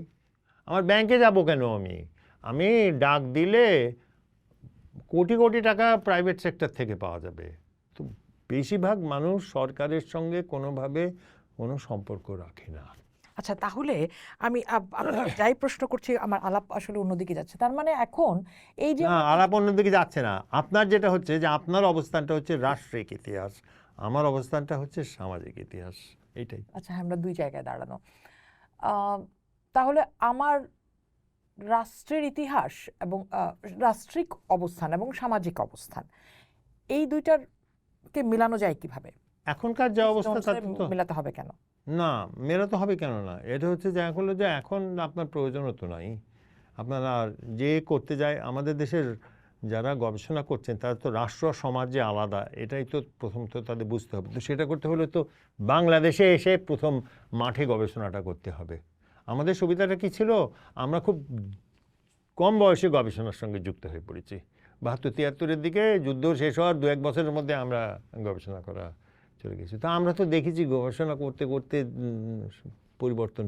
অতএব আমরা যখন নিজেরা প্রাতিষ্ঠানিকভাবে প্রতিষ্ঠানের হয়ে গবেষণা করতে গেছি, সেই ইতিহাস চর্চাই হোক বা অন্য চর্চাই হোক, আমরা তো অলরেডি জানি। আমি বলি, আমি পণ্যখণ্ড, এটা আমার জীবনের শ্রেষ্ঠ কাজের সঙ্গে জড়িত হবে এবং সব কিছু শিখেওছি, কারণ সামাল দেওয়া। আমি কীভাবে বলি, আমি একটা ঘটনা বলি। পণ্যখণ্ড দলিলপত্র হবে, আমি হাসান ভাইকে বললাম, ওখানে ৬ খণ্ড প্রথম স্টেজে ছিল, ৬ খণ্ড হবে। তো আমি বললাম হাসান ভাইকে যে, হাসান ভাই ২ খণ্ড যে আপনি ইতিহাসের মধ্যে লিখেছেন, ৪ খণ্ড দলিল হবে আর 2 খণ্ডই হল। সরকার কোনোদিন নিজের ইতিহাস লিখতে পারে না, সরকার কোনোদিন নিজের ইতিহাস লিখতে পারে না, ওটা কেউ বিশ্বাসও করবে না, আপনারে মাইক দিব, পিঠ দেবো, হয়তো তুমি কী বলো। তাই আমি বললাম যে দেখেন, আপনি এতগুলো আমরা দলিল পেতে পারি, এই 15 খণ্ড, আপনি এই 15 খণ্ড দলিল, আর আপনার বলার কি দরকার আছে ওটা, আর 1 খণ্ড সাক্ষাৎকার থাকবে, এটা বললেই হয়ে গেল। ওর দেখেন আপনি সরকার কিছু বলে কি না। তো আমি প্রস্তাবটা, সরকারের আমল এটা হলো জিয়াউর রহমানের আমলে। তো গেলাম, তো সরকারের যেসব বিউরোক্রেসি আছে, আছে প্ল্যানিং কমিশন থেকে আরম্ভ করে সমস্ত কিছু পাস হয়ে গেল। ওর কি ঠাকা পড়েছে এইটা দেখার, ও দেখতেছে আচ্ছা এই বেশি চেয়েছি, কত 33 লাখ ছিল, 33 কি 40 লাখ এরকম কোনো একটা হিসাব ছিল আমাদের বাজেটে, পুরো প্রকল্পের বাজেট। পার হয়ে গেল দলিলপত্র, এর মধ্যে প্রথম আর দ্বিতীয় খণ্ডে দলিলপত্র। আমি বাটপারি করতে শিখেছি ওইখানে, খুব দারুণ এবং উন্নত কিসিমের বাটপারি। আমি এটা বলি, সেটা আমার মনে আছে কলিমদাদ খান সাহেব বলে এক ভদ্রলোক ছিলেন, উনি মিনিস্ট্রিরই ইনফরমেশন মিনিস্ট্রির একটা জায়গা থেকে উনি বললেন যে এখানে প্রায় 200-300 ইন্টেলিজেন্সের ফাইল আছে। এটা 58-62 প্রথম 2 খণ্ড মুক্তিযুদ্ধের দলিলপত্র হচ্ছে পটভূমি, যেটা আমার নিজের কাজ, যেটা সবচেয়ে বেশি আমি গবেষণা করেছি, পটভূমির গবেষণা। তো ওটা আপনি নিতে পারেন। তো আমি দেখা করলাম গিয়ে, ততক্ষণে আমার 2 বছরের চাকরি হয়ে গেছে প্রায়। আমি ততক্ষণে বুঝে গেছি যে সরকার জিনিসটা কী। তো আমি গিয়ে বললাম যে আমি এরকম এসেছি মুক্তিযুদ্ধ ইতিহাস প্রকল্প থেকে, দলিলগুলো আমরা চাই। তো ওরা তখন বললো যে না, দলিলগুলো দেওয়া যাবে না, আপনাদের কী অথরিটি আছে, এ আছে ও আছে, আপনাদেরকে এই আপনারা প্রকল্প, আপনারা এই সেই হাবি যাবি, আপনারা সরকার থেকে একটা আদেশ নিয়ে আসেন। সরকার তো আদেশের উপরই চলে, চিঠি নিয়ে আসেন বা এরকম। আমি ততক্ষণে বুঝে গেছি সরকার জিনিসটা কী। আমি একটা চিঠি লিখলাম যে সরকারকে, যে এরকম একটা দলিল আছে এখানে, যেটা আমাদের কাজের জন্য খুবই গুরুত্বপূর্ণ, ওই কাজের জন্য গুরুত্বপূর্ণের জন্য একটা আদেশ দেওয়া হোক, যাতে সরকার এই দলিলগুলো আমরা এনে মুক্তিযুদ্ধ ইতিহাস প্রকল্পে ব্যবহার করতে পারি। এটা বললাম। তো আমি তো জানি সরকার কি বলবে। সরকার লিখলো না, এই ধরনের কোনো আমরা আদেশ দিতে পারবো না, আপনাদের অফিসের কোনো লোক অ্যাসিস্ট্যান্টে এখনও না, এটা পার্লামেন্ট থেকে যখন পাস হবে তখন আপনাদের অফিসকে দলিল দেওয়ার চাওয়ার অধিকার আপনারা পাবেন। আমি এটাই চাইছিলাম, যেটা আমি করলাম। তখন একটা চিঠি তৈরি করলাম। কী লিখলাম আমি, যে আপনাদের কথা মতো আমি এত তারিখে সরকারকে চিঠি দিয়েছি, সরকার এত তারিখে তার উত্তর জানিয়েছেন, দয়া করে দলিলগুলো দিয়ে দিন। দিলাম। বলে ভাইড লেটার নাম্বার, ও আচ্ছা ভাইড লেটার নাম্বার তো এখানে আছে, ও ঠিক আছে, আচ্ছা দিয়ে দিন। হ্যাঁ, আমি 2টা রিক্সা করে, তাদের ওটা দেখারও দরকার হয় না, না ও তো চায় ওই যে নাম্বারটা। আমি তো শিখে গেছি, আমি দলিল নিয়ে চলে এলাম। এটা মুক্তিযুদ্ধের প্রথম এবং দ্বিতীয় খণ্ডে প্রচুর আছে, বিশেষ করে গোপন দলিলগুলো। এই মৌলানা ভাসানী সম্পর্কে কী বলেছে, শেখ মুজিব সম্পর্কে কী বলেছে, এইখানের যে মুক্তিযুদ্ধের এই যে ইস্ট বেঙ্গল লিবারেশন পার্টি 1958 সালে মার্শাল ল হওয়ার পরে প্রথম প্রচেষ্টা হলো ইস্ট বেঙ্গল লিবারেশন পার্টি। এটা জামালপুরের আলী আসাদ নামে এক লোক এবং তার সঙ্গে আর অন্যান্য ছিলেন আব্দুর রহমান সিদ্দিকী, তারা যে স্বাধীনতার প্রচেষ্টার জন্য ইন্ডিয়া পর্যন্ত গিয়েছিল, এদেরকে জেলে নিয়ে গিয়েছিল। অলিহাদ সাহেবের বইতেও এদের রেফারেন্স আছে। আচ্ছা, তাহলে একটা জিনিস একটু জানতে চাই আপনার কাছ থেকে, সেটা হচ্ছে যে এই যে মুক্তিযুদ্ধের এত বড় গবেষণা, সেই গবেষণা করতে যে আপনার কাছে কি মনে হচ্ছে যে এই যুদ্ধটা কি 9 মাসের রণাঙ্গনের যুদ্ধই ছিল, নাকি এটা আসলে আরো দীর্ঘ যুদ্ধ? না না, দীর্ঘ যুদ্ধ তো বটে, যে কেউ বলবে এটা দীর্ঘ। যে আপনার রাষ্ট্রের ইতিহাস আমি বললাম 1700, আপনার রাষ্ট্রের প্রাতিষ্ঠানিক ইতিহাস এই যে 1905 সালে যখন বঙ্গভঙ্গ হলো, তখন আপনার এই সামাজিক ইতিহাসটা রাষ্ট্রিক ইতিহাসে পরিণত হলো। এটা কি আসলে জনযুদ্ধ ছিল কিনা? জনযুদ্ধ মানে কি? কোনটা জনযুদ্ধ ছিল কিনা? এই পুরো মুক্তিযুদ্ধের এই সময় জনযুদ্ধ হচ্ছে, আমি বলি জিনিসটা, সেটা হচ্ছে যে এই 5 সালের পরে রাজনীতিতে প্রাতিষ্ঠানিকভাবে দল এলো, রাজনৈতিক দল। কেন?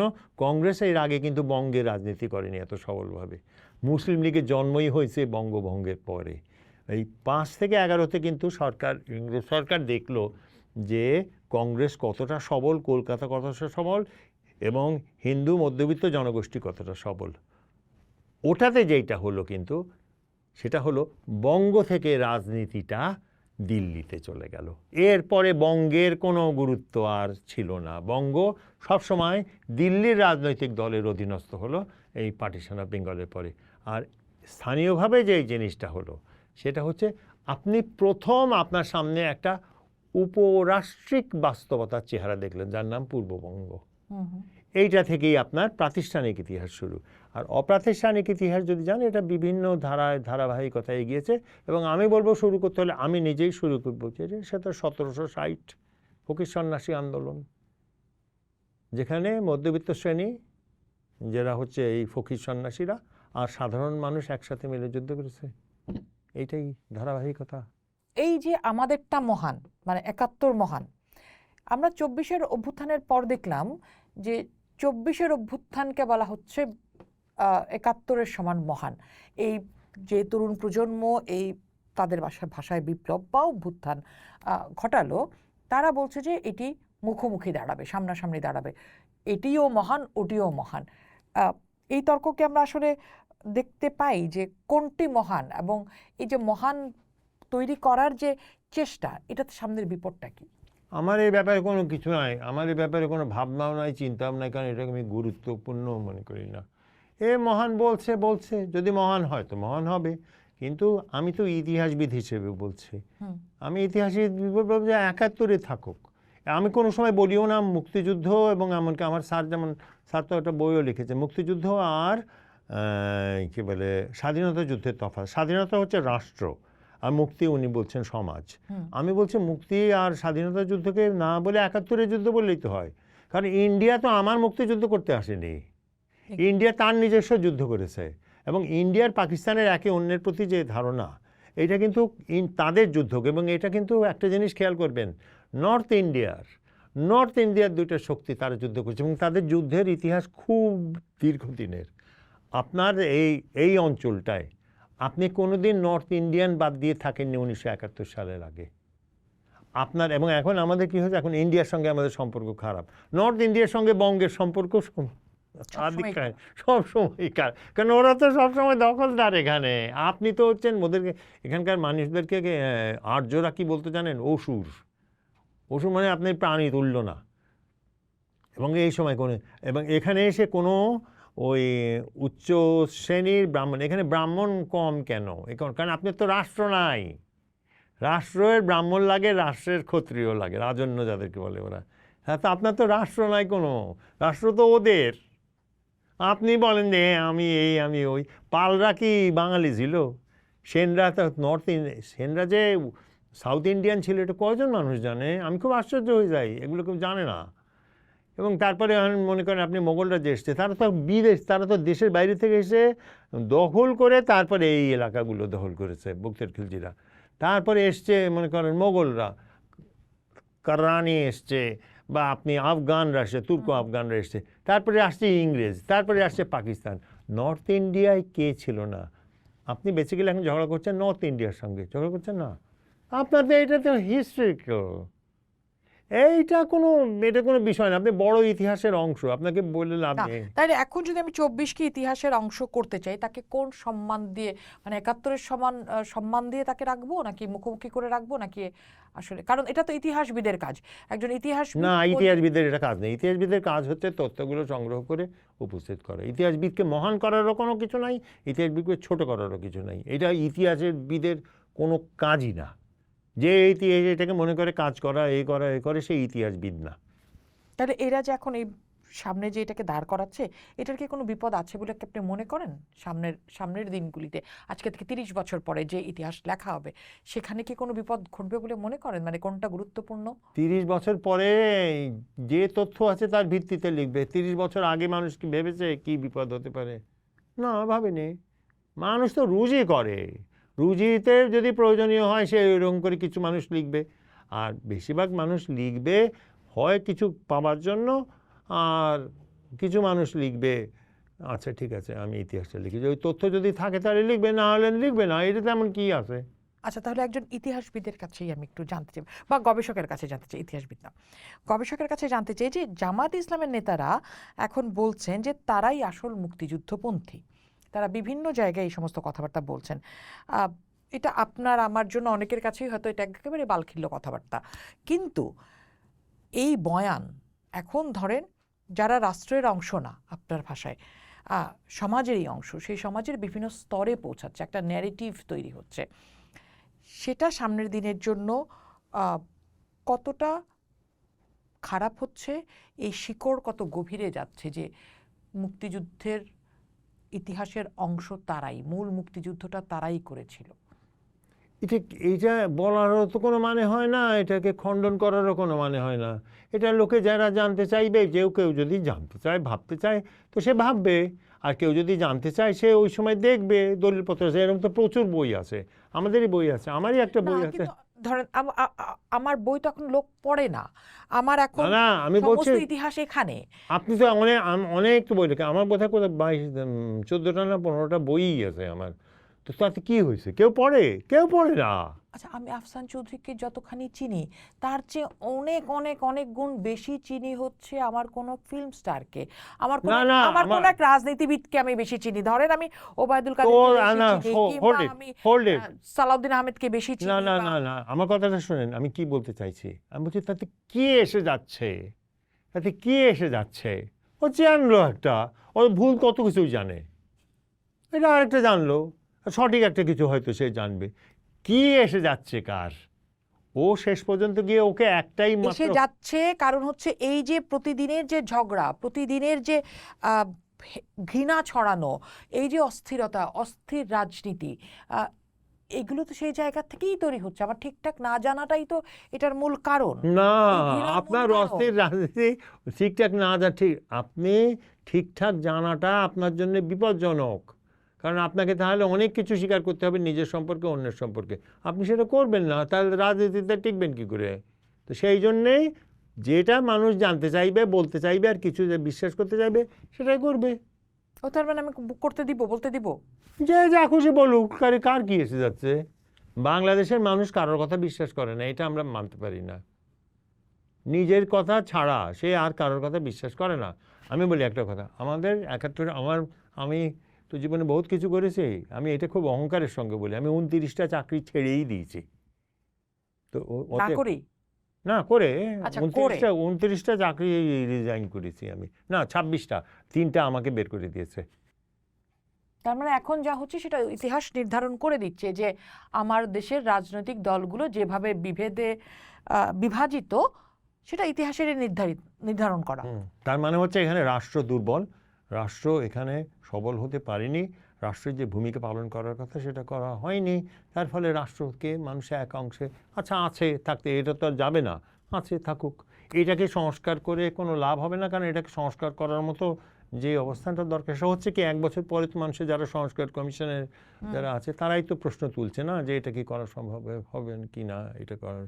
তারপরে যখন নির্বাচন যখন হবে তখন নতুন সরকার আসবে, তারা কি এই সংস্কারগুলো মেনে নেবে কি না তাও তো আমরা জানি না। আর এই সংস্কারগুলো সংস্কারযোগ্য কি না সে সম্পর্কেও লোকে প্রশ্ন তুলবে।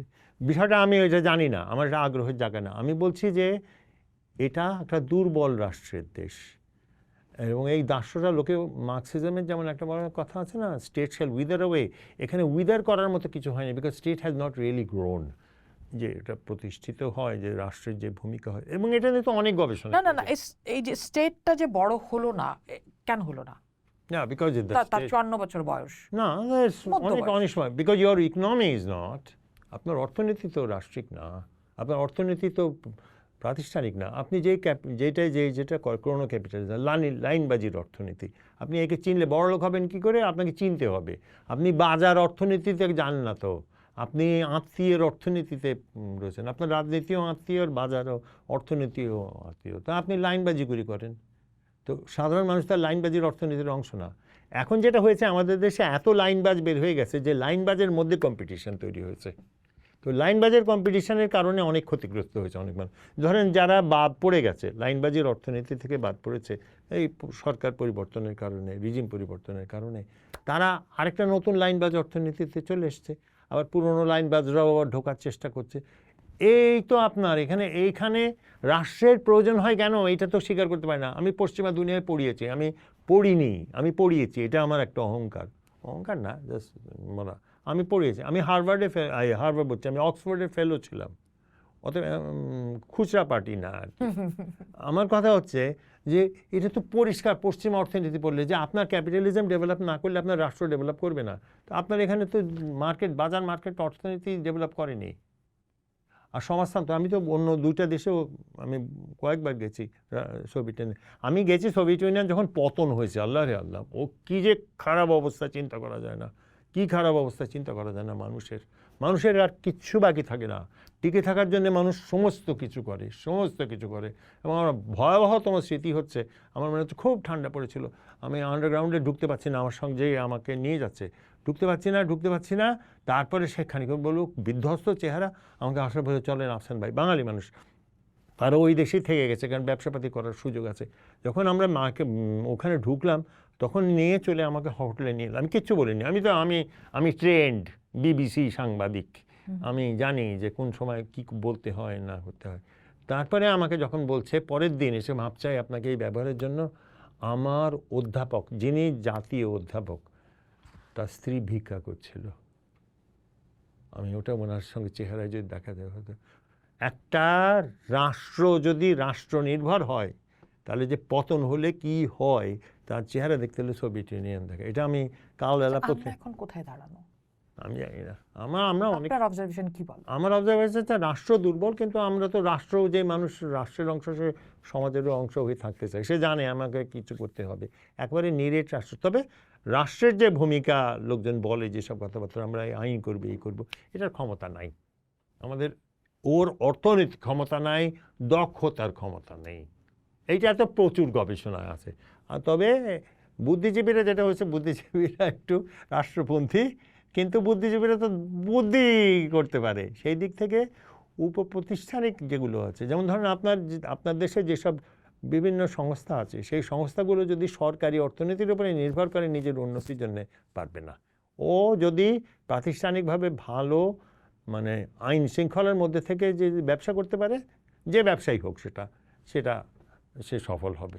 আমরা একেবারে শেষের জায়গায় চলে এসেছি, যেহেতু আমরা মুক্তিযুদ্ধ নিয়ে মূলত আলাপ শেষ করতে চাই দুটা জিনিস দিয়ে। আমরা মুক্তিযুদ্ধটা কেন সবার করে তুলতে পারলাম না?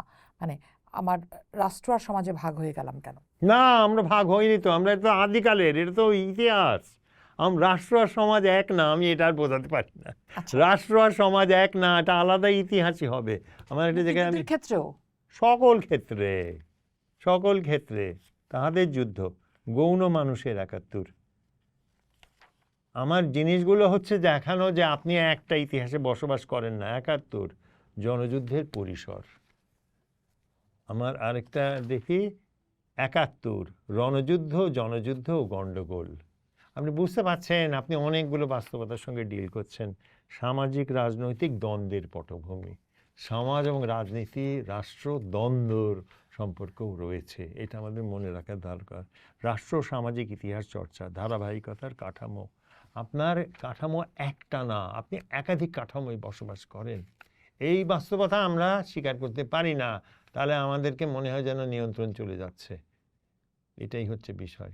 তার মানে রাজনীতিবিদ হিসেবে আমি তো আসলে সবকিছু নিয়ন্ত্রণ করতে চাই, এরা নিয়ন্ত্রণের খেলাটা রাখতে চাই, চাই, কিন্তু সেই দেখাতে জন্য চাই, কারণ আমি বিভিন্ন কিন্তু ইতিহাস তৈরি করি।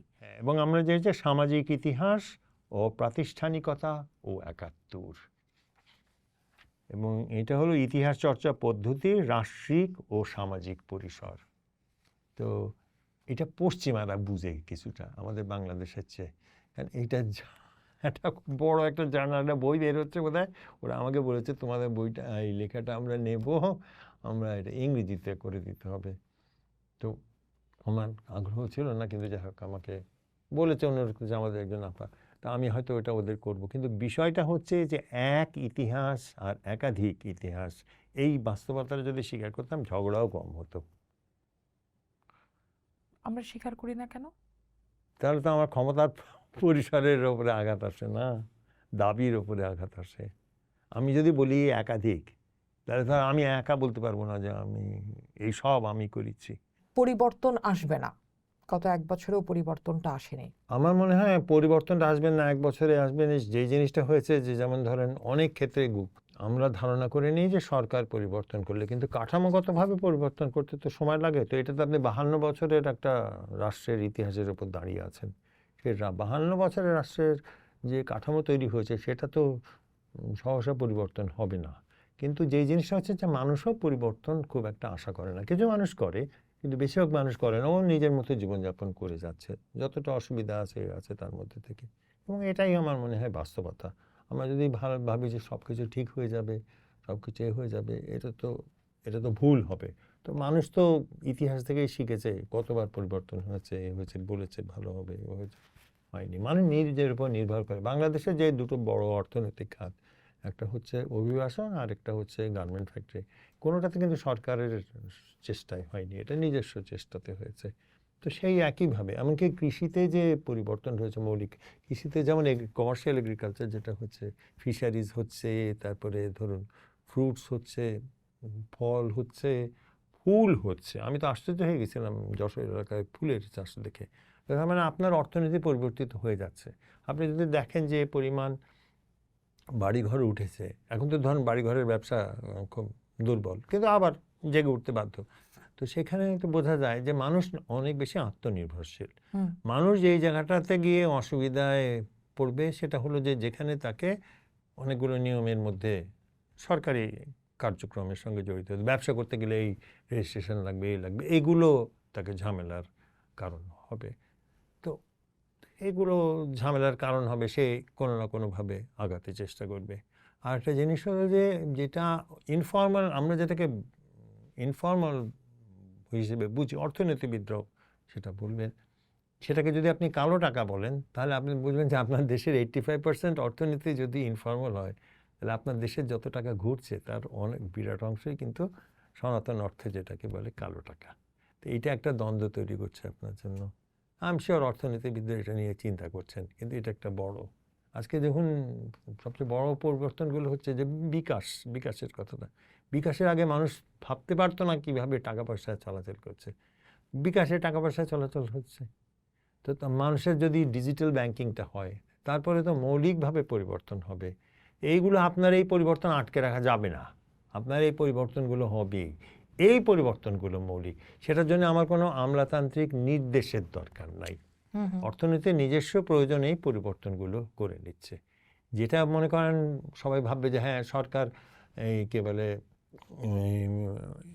এনভায়রনমেন্টাল পলিউশন কমাচ্ছে না কেন।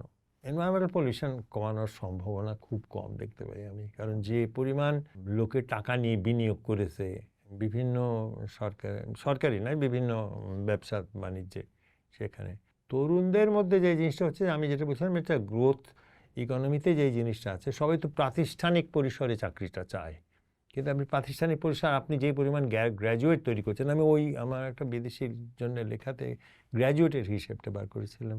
তো সেখানে আমি দেখলাম যে 10 ভাগ থেকে 15 ভাগ গ্র্যাজুয়েটের চাকরি আছে আপনার দেশের অর্থনীতিতে। তো ওরা যাবে কই? তো যাবে 1 নম্বরই ব্যবসাও তো যায়, 2 নম্বরই ব্যবসায় যায়, বিদেশ যাওয়াটা খুব বড় হয়ে গেছে এখন, বিদেশে যে করে হোক পৌঁছাতে, যার জন্য অন্যরা কিছুদিন পরে তো ট্যাক্সেশন, আমি তো অভিবাসন নিয়ে কাজ করি অনেক, তো অভিবাসন নিয়ে তো যেটা বোঝাই যাচ্ছে যে কোনো কাজে যেতে রাজি আছে লোকে, যে কোনো কাজে।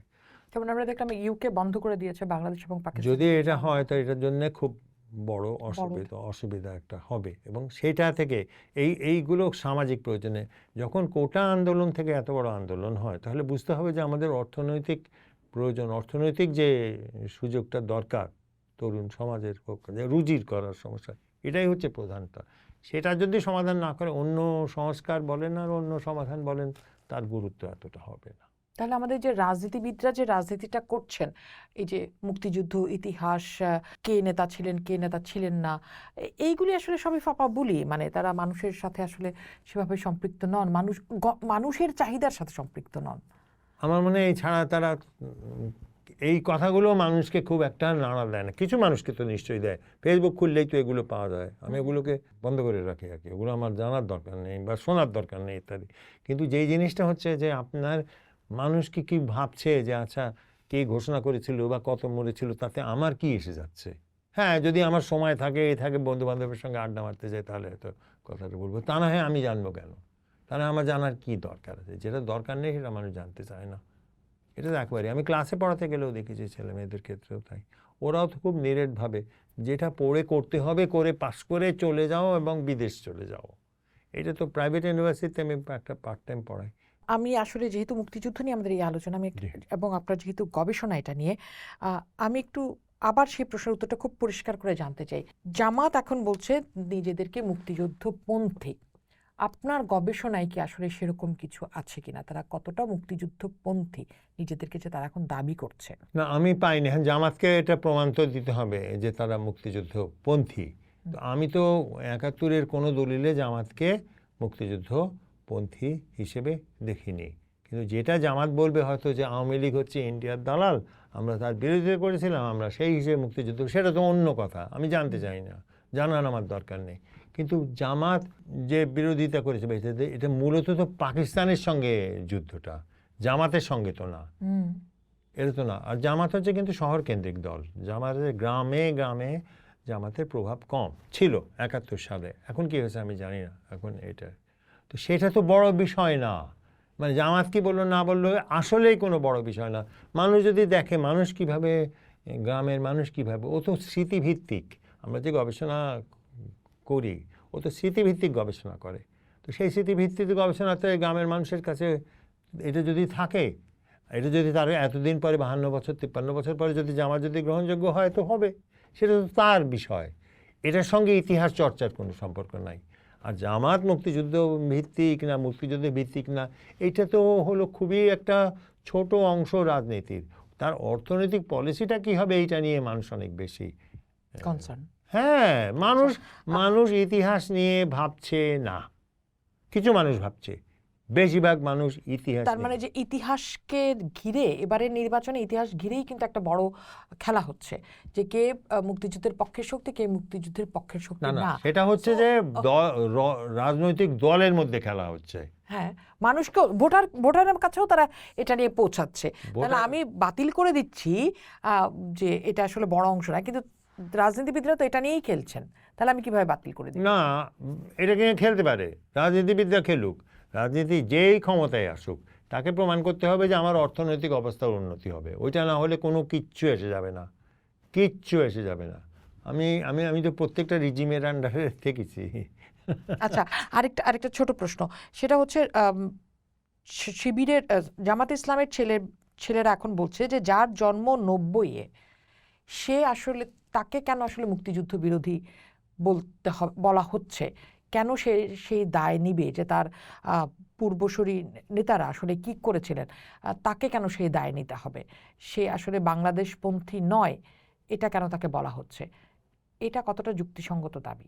আমার এই বিষয় নিয়ে কোনো ভাবনাই নেই, আমি আসলেই, এটা তো সাম্প্রতিক একটা বিষয়, এটা নিয়ে তো আমি ইতিহাস চর্চা করি, আমি এইটুকু বলতে পারি, আমাকে একবার বোধহয় না, সেই চর্চা থেকে কি আসলে এই যোগফল মেলানো যায় যে তাকে কি বলা উচিত কি উচিত? এখন একটা মানুষকে, এটাও ঠিক, একটা মানুষ যদি তার বাপ দাদা 14 পুরুষ আগে কিছু একটা করে থাকে, তো তাহলে কি তাকে সারা জীবন এটা বহন করতে হবে, এটা তো মানুষ রাজনীতি বহন করে কিনা দেখতে হবে।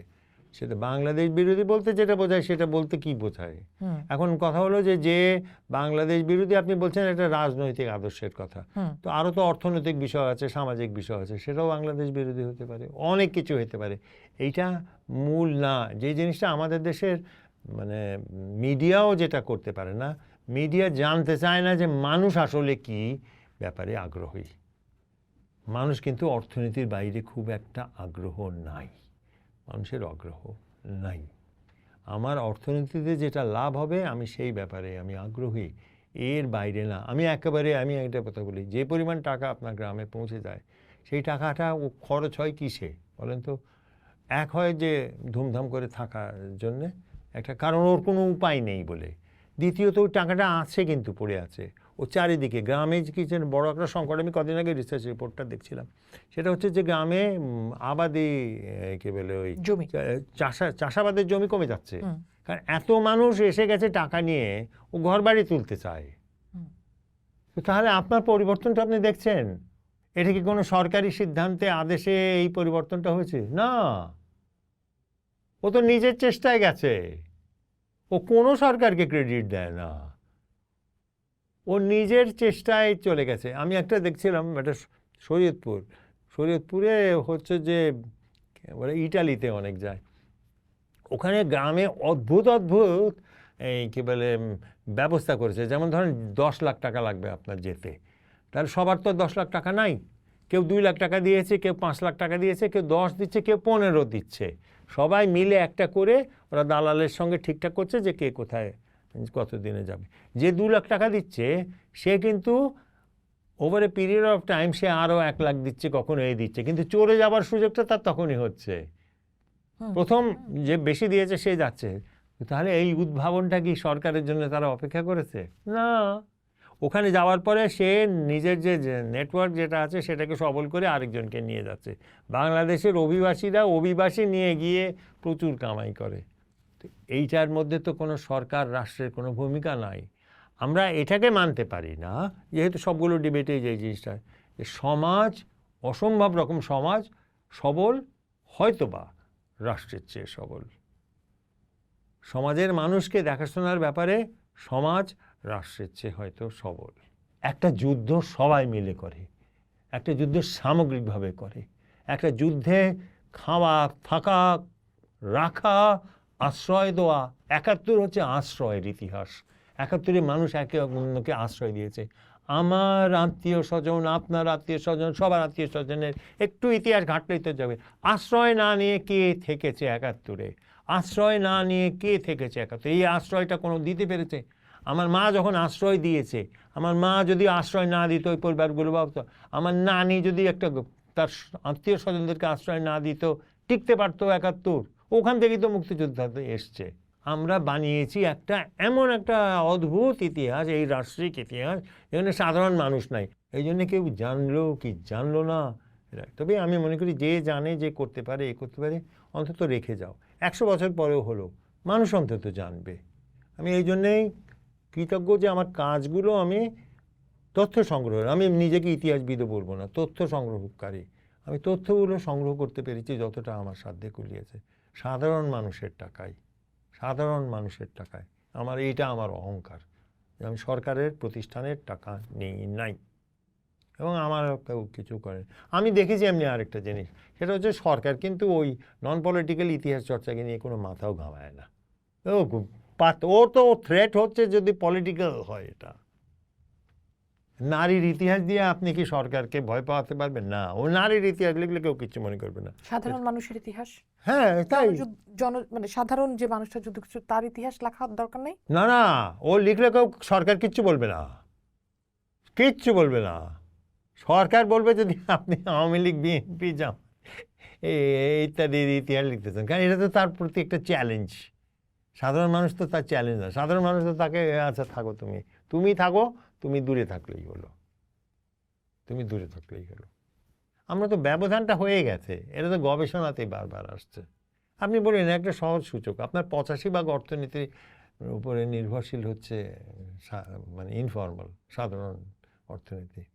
প্রাতিষ্ঠানিক না। কিন্তু যুদ্ধের সময়ের যে সাধারণ মানুষগুলির যে অংশগ্রহণ, সেটা যে আমি কোথাও শক্তভাবে উপস্থাপন করলাম না। রাষ্ট্র যে দায়িত্ব নিল না এই তো মানুষগুলো, রাষ্ট্র তো রাষ্ট্রের দায়িত্ব নিচ্ছে আপা, রাষ্ট্র তো সমাজ সাধারণ মানুষের দায়িত্ব নেবে না, ওটা তো দায়িত্বের মধ্যে সাধারণ মানুষেরা রাষ্ট্র না। মানুষ সাধারণ ছাড়া মানুষ তো রাষ্ট্র একটা হয়? সাধারণ মানুষ, রাষ্ট্র তো একটা প্রতিষ্ঠান, আর সমাজ একটা অর্গানিক। সমাজ তো তার আমার একটা তাহলে রাষ্ট্র কার জন্য? আই ডোন্ট নো রাষ্ট্র কার জন্যে। আমি মনে করি না যে রাষ্ট্র রাষ্ট্রের জন্য। রাষ্ট্র রাষ্ট্রের জন্য, রাষ্ট্র মনে করে এটা তার দায়িত্ব পালন করবে। রাষ্ট্র দরকার হয় যেটা, সেটা হলো যে আইন শৃঙ্খলা বাহিনীর জন্য এ করতে। কিন্তু কথা হলো বাংলাদেশের আইন শৃঙ্খলা অবস্থা কি খুব রাষ্ট্র দ্বারা পরিচালিত নিয়ন্ত্রিত হয়? আমি দেখেছি পশ্চিমা দুনিয়ায় এটা হয়, আমাদের এই দুনিয়ায় কি খুব একটা হয়? আমরা পুলিশ সম্পর্কে কী বলি? আমি তো অনেক অনেক দেশে ঘুরেছি, আমি বলবো যে অন্যান্য দেশগুলো তো রাষ্ট্রই তো হয় না। এর কারণ হচ্ছে আপনার বাজারটা অত সবল হয় না। বাজারটা সবল না হলে তো রাষ্ট্রের কী ভূমিকা পালন করবে? অনেক ধন্যবাদ জনাব আফসান চৌধুরী। এই আলাপ আসলে শেষ করার সুযোগ নাই, মানে আপনার সাথে আলাপ শেষ করার তো সুযোগই নাই। ব্যক্তিগতভাবেও আমি জানি যে আমি আসলে এটার সুযোগ নাই, কিন্তু আপনার কাছ থেকে জানার চেষ্টা ছিল যে 2-3টি অংশ, যে কেন আমার ইতিহাসের রাজনীতিকরণ হলো, দ্বিতীয় হচ্ছে কেন সাধারণ মানুষের কথা আসলে, বা সাধারণ মানুষের যুদ্ধের কথা আমাদের যুদ্ধের ইতিহাসে উঠে আসলো না, এবং নারীদের কথা উঠে আসলো না। আপনার কাছ থেকে কিছুটা জানা গেল, অনেক কিছু জানার সুযোগ ছিল, সে আরেকদিন বসার সুযোগ হবে। একেবারে শেষ করে দিয়ে আগে বলে দিই, আমার রাষ্ট্রের সমাজের সাধারণ মানুষের ইতিহাস জানার প্রয়োজন নাই। সেই জন্যে যদি কোনো সময় সাধারণ মানুষের কথার ইতিহাসটা আসে, যেমন কয়েকজন করেছে, নাইম ওয়ারা একটা বই লিখেছে যে সামাজিক ইতিহাসের কথা, আমি আমার সবগুলো কাজই, আমার রাষ্ট্রিক ইতিহাসেরও কাজ আছে, সেগুলো আমরা করেছি। কেউ যদি জানতে চায়, দলিলগুলো আছে, একদিন লেখা হবে। এখন সেই পরিস্থিতি অবস্থান, ওটা লিখে লাভ নেই। আপনি ওগুলো লিখে আপনার লাভ নেই। আপনি যখন চলে যাবেন, এই প্রজন্ম যখন চলে যাবে, কে লিখবে? এই প্রজন্ম যখন চলে যাবার যদি কারো আগ্রহ হয় তো লিখবে। কিভাবে লিখবে? এই প্রজন্ম তো শেষ। কার কাছ থেকে সে বয়ান নেবে? কার কাছ থেকে সে সত্য তথ্য নিবে? সেই জন্য আমি বলছি যে আমরা যে এই জিনিসটা করতে পেরেছি, আমাদের, আপনি যদি প্রাতিষ্ঠানিক ইতিহাসেরও যদি দেখেন, তাহলে খুব সীমিত হচ্ছে যে আপনার বড় ইতিহাসের অংশটা হচ্ছে পাকিস্তানে আছে আর ইন্ডিয়া আছে, ওরা কোনো দিন দেবে না। ওরা তো সিদ্ধান্তই নিয়ে নিয়েছে, কারণ এই দেশের লোক এত ঝামেলা করবে এটা নিয়ে, যে এই জন্য ওরা দেবে না, সত্যি কথাটাও বলবে না। আমার কাছে, আমি ইন্ডিয়ানদের সঙ্গে আমার কাছে কথা বলতে গিয়ে, যে বর্তমানে ইন্ডিয়ার যে পররাষ্ট্রমন্ত্রী, তার বাবার সঙ্গে কথা বলছে, এত ভালো লাগে ওনার সঙ্গে কথা বলতে। উনি একটা কথা বলছিলেন যে যুদ্ধ নিয়ে মনে রেখো পরিকল্পনাটা যখন হচ্ছিল, তখন রাশিয়ানরা আমাদের বলে দিল আমরা 2টো ভিটো তোমাদেরকে দিতে পারবো, এরপরে কিন্তু এটা জেনারেল অ্যাসেম্বলিতে চলে যাবে। তাহলে চিন্তা করুন, যুদ্ধ যে কত দিনের হবে এই পরিকল্পনাটা ভারত করছে, কিন্তু রাশিয়া তাকে হিসাবটা দিচ্ছে যে 2টা ভিটো, আর 2টা ভিটো তার 2 সপ্তাহ। তো তার মানে গোটা পরিকল্পনাটা কোন সূত্র থেকে আসছে? এই একেবারে যুদ্ধ, ডিসেম্বর মাসের যুদ্ধ। দ্বিতীয়ত, ইন্ডিয়া কখন যুদ্ধে যাবে সিদ্ধান্ত নিয়েছে? ইন্ডিয়া যুদ্ধে যাবে সিদ্ধান্ত নিয়েছে এপ্রিল মাসে। এপ্রিল মাসে আমাকে যার সঙ্গে কথা হয়েছিল সে ইন্ডিয়ার ডিফেন্স সেক্রেটারি ছিল। সে বলল যে আমরা সব বলছিল, বিশেষ করে বাঙালি পশ্চিমবঙ্গের মানুষরা, যে এখনই নেমে যেতে হবে। তিনি তখন ডাকলেন, ডেকে সেনাবাহিনীর মানুষদের সঙ্গে, ইনক্লুডিং যারা ছিলেন প্রধান তাদেরকে ডেকে বলল যে কী অবস্থা। তখন তারা বলল যে আমরা প্রস্তুত না, আমরা যুদ্ধে যেতে পারবো না এখন। বলে তাহলে কখন যেতে হবে? তখন থেকে ও যেটা বললো যে আমাদের বোধহয় বলেছিল যে আমাদের ডিসেম্বর পর্যন্ত ওয়েট করতে হবে। বলে কেন? বলে ডিসেম্বরে বরফ পড়বে, যদি চায়না ইন্টারভিন করে তাহলে আমরা তো আর 2টা ফ্রন্টে যুদ্ধ করতে পারবো না। তো তাহলে দেখেন আপনি, ওই পাহাড়ে বরফ পড়া কোন জায়গা দিয়ে বাংলাদেশে কবে এটা হবে সেটা নির্ধারিত হচ্ছে। বাকি ইন্ডিয়ান যদি, আমেরিকার যদি আপনি স্টেট ডিপার্টমেন্টের দলিলগুলো দেখেন, যেটা দেখা যায়, তাহলে আপনি দেখবেন যে ওরা হচ্ছে এই যুদ্ধ যেন এইটার মধ্যেই থাকে, এই যেন বাইরে না যায়, কারণ ওদের চিন্তাটা ছিল যে বড় যুদ্ধে যেন পরিণত না হয়, এবং ওরা নিশ্চিত যে এটা স্বাধীন হতে যাচ্ছে। পাকিস্তানের আমাকে প্রণব মুখার্জি একটা ইন্টারভিউতে বলছিল, আমাকে ইন্দিরা গান্ধী পাঠিয়েছিল ইন্ডিয়ার বিভিন্ন লোক বলেছিল তোমরা যাই করো, বাংলাদেশ কি হলো না হলো আমাদের কিচ্ছু এসে যায় না। এবং এটা আমাদের শুনতে খারাপ লাগে, বাংলাদেশ নিয়ে মানুষের অত চিন্তাভাবনা ছিল না। বাংলাদেশে যুদ্ধ যদি না হয় তাহলে এই শরণার্থী যারা আছে তারাও দেশে ফিরতে পারবে না, ইন্ডিয়ার উপরে চাপ সৃষ্টি হবে, পরিস্থিতি কোথায় যাবে যাবে না। তো আন্তর্জাতিক শান্তির কথা চিন্তা করে তারা ভাবছে যে আমাদের এখানে একটা যুদ্ধটা শেষ হওয়া উচিত। তো এই সমস্ত কত কিছু বিষয় মেনে নিয়ে তখন আমি জিজ্ঞেস করলাম যে ওই ডিফেন্স সেক্রেটারি কে বি লাল, কৃষ্ণ বিহারী লালকে, কি হলো? তখন ইন্দিরা গান্ধী তাকে কমার্স মিনিস্ট্রি থেকে বদলি করে ডিফেন্সে বলল তৈরি হও ফর ডিসেম্বর। এইটা হচ্ছে রাষ্ট্রিক। তো এইগুলোকে আর ইন্ডিয়া আর দেবে? এটা এখন মুখের কথা। আমার বইতে আছে, চতুর্থ খণ্ড মুক্তিযুদ্ধের আমাদের যে বাংলাদেশ ৭১-এর চতুর্থ খণ্ডে আছে। এইটা এখন তারা বলেছে এবং তারা যে কোনো কারণে হোক বলেছে কথাগুলো। এখন এটা তো ইন্ডিয়ার রাজনীতি চলছে। ইন্ডিয়া ইজ থিঙ্কিং যে আমাকে এইগুলোর বোঝা নামাতে হবে। এইটা মনে রাখতে চাই না আমরা। ওই কৃষকের দিকে তাকিয়ে তুমি অনুমতি দিছো বলে সবাই ঢুকতে পেরেছে, সালাম, এই কথাটা বলার সাহস আমাদের নাই। তাহলে আমাদের বাকিটা যাবে কই? ওই খাইল্লা ৭১, ওই মানুষগুলোই ৭১। আর কোনো ইতিহাস আমি শিখব না। অনেক ধন্যবাদ জনাব আফসান চৌধুরী, থ্যাংক ইউ। অনেক ধন্যবাদ। ধন্যবাদ। এটা হয়তো আমাদের জন্য একটা বড় ডকুমেন্ট হয়ে থাকবে যে আমি হয়তো আমার সন্তানের হাতে এটা এই ভিডিওটাই তুলে দিয়ে বলতে পারবো এটাই ৭১। অথবা আপনাদের লেখাগুলি, আপনারা যেগুলো কষ্ট করে রেখেছেন আমাদের জন্য, সেটা হয়তো আমরা কোনো না কোনোভাবে তুলে দিতে পারবো যে এটাই ৭১। কারণ যেই ৭১-এর বয়ান তৈরি হচ্ছে নানাভাবে, হয়তো আমাদেরকে আপনার প্রজন্মের পরে আমার প্রজন্ম এভাবেই দাঁড়ানোর প্রয়োজন এখন যে কোনটা আসলে ৭১। অনেক ধন্যবাদ থ্যাংক ইউ। কথা বলার জন্য। এই আলাপ আজকের জন্য হয়তো শেষ হলো, কিন্তু এই আলাপ জারি রাখতে চাই। আফসান চৌধুরী যেভাবে বলছেন যে ঠিকঠাক ৭১ মানুষ তার নিজের প্রয়োজনে জেনে নেবে কোনটা ৭১, মানুষের ভেতরেই আসলে সেই প্রয়োজন বোধটা তৈরি হতে হবে। রাজনীতিবিদদের হাতে তৈরি করা ৭১ সম্পর্কে জানার চেয়ে আমার প্রয়োজন থেকেই তৈরি হোক, আমি ঠিকঠাক জানবো কোনটা ৭১, কোন ৭১কে বহন করে যেতে হবে আমাদের আরও ২০০ বছর, ৫০০ বছর কিংবা ১০০০ বছর, প্রজন্মের পর প্রজন্ম সেটা বহন করে নিয়ে যাবে। পোস্ট দেখুন, ভাবুন, করুন, পোস্টের সাথেই থাকুন।